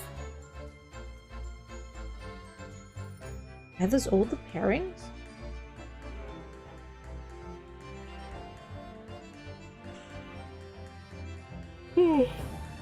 Oh, pretty much. The first one didn't have a husband-wife combo, the first episode. The second one didn't have one. The third one was McGilded. That was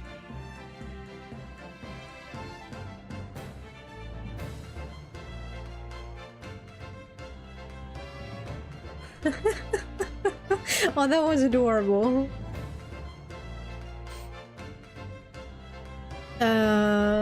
Yeah, McGilded, no husband-wife combo, so only in the last 2 episodes we had relationships shown, but not good ones. Time I shall remember forevermore. Painful goodbyes and wonderful encounters. I've come to realize that's what life is all about.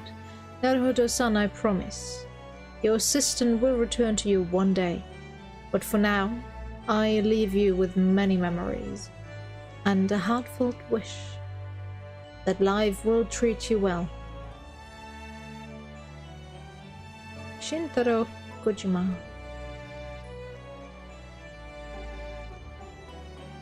Can we now finally open that stupid telegraph? Aww. Aww, that is adorable. I might actually get this as my background if I can get it. I didn't capture it, so I have to replay that part, I guess. What's this?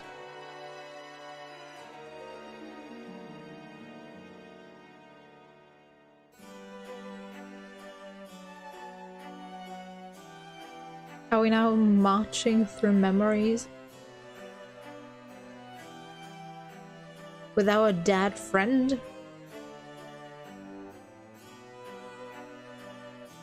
Okay, I guess that's the first episode. He was still alive there. So it's fine.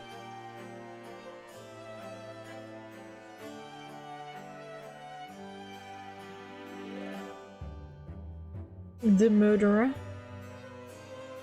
Our English gentlewoman. Okay.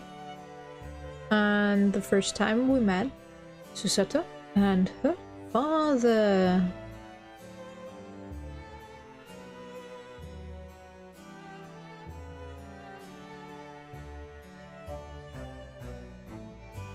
Okay, now you have to switch positions or die or whatever, but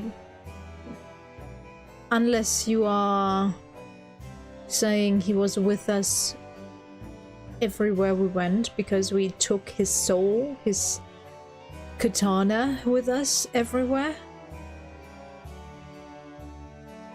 If that's what this is supposed to be.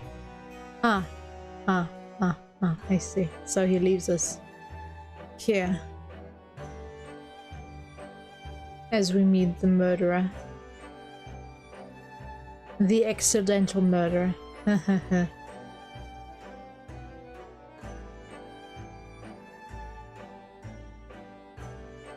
And now we get the sword, maybe?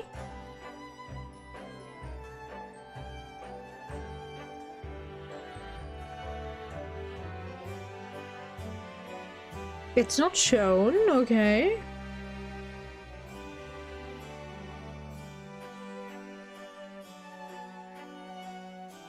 We get the sword with the headband, and shouldn't Susato-san? Yes, she is with us, alright. Our arrival in London. Yes, asshole. Self-obsessed asshole. Our strange witnesses. A banker, a hat maker, and the driver. And our murderer.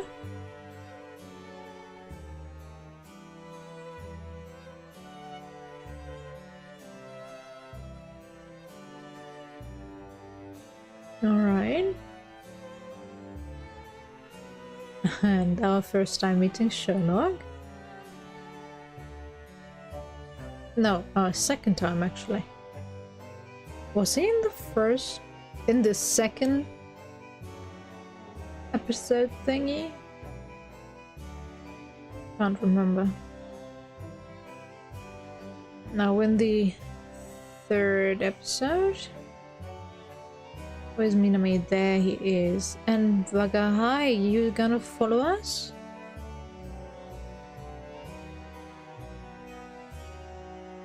No? Give me Wagahai.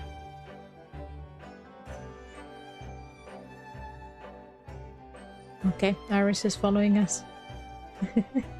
It's such an interesting combination of people.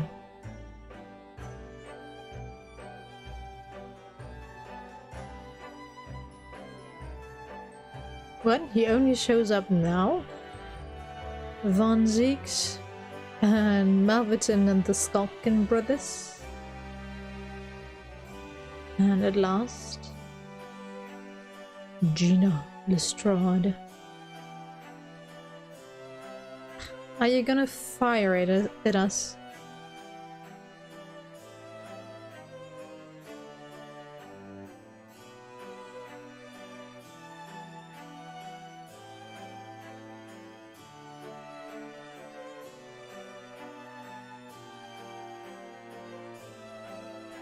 But I have to say, this is one of the more entertaining, what's it called?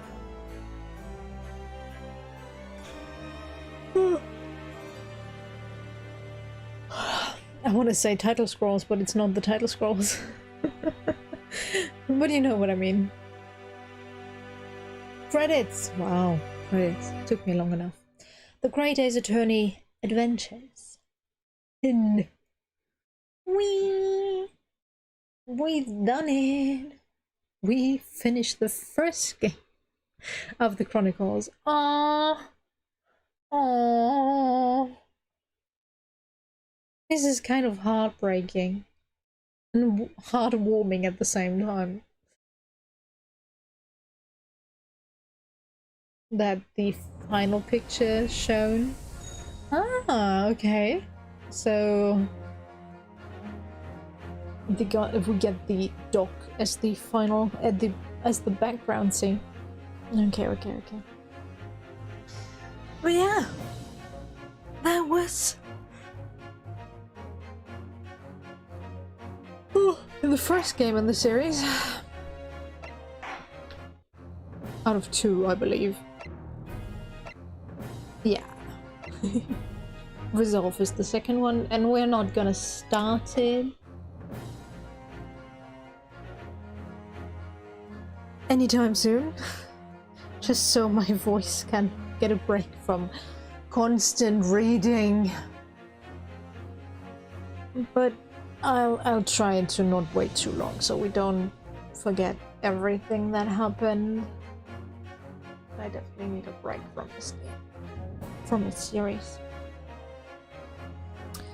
So yeah, let's close this. Boop.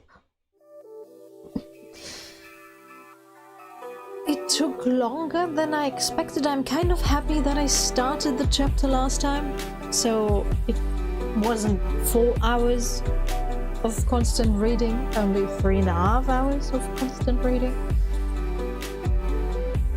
And yeah, it definitely is a nice series, very colorful, very stupid, very interesting, very Japanese, definitely very Japanese. Oh well, tomorrow's Thursday, right? Yeah. Let's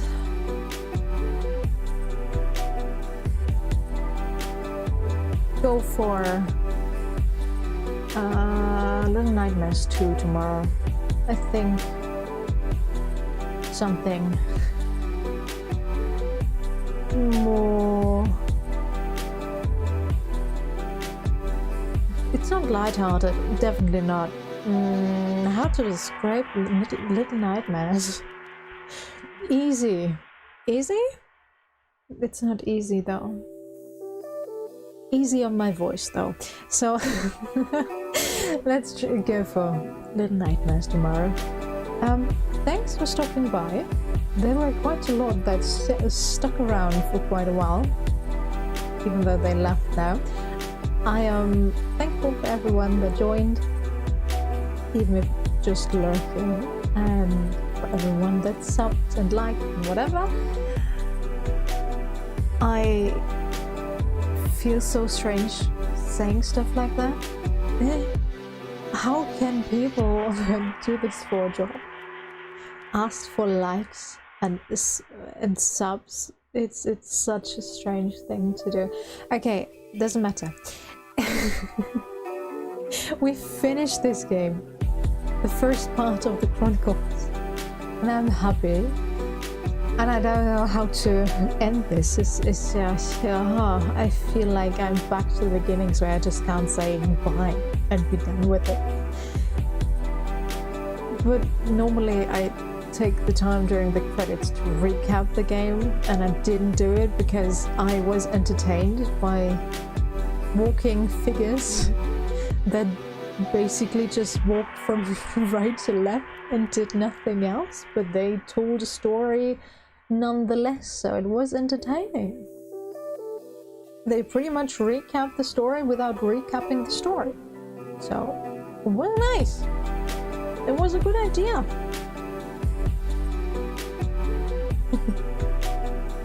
It sure was. I'm really interested how it's gonna play out in the second game, how they are gonna incorporate this possible treason thingy by his friend, although I don't think it's treason, more like a spy job. But I'm not sure. I can just make assumptions on what those four names have in common, and so far it would be most likely that they worked for the government. So, yeah, we'll see when I get around to playing the second game in the series. Nevertheless, thanks for being around, and yes, I had fun as well. Thanks, Erica, for always being here, and I'll see you next time. Bye bye.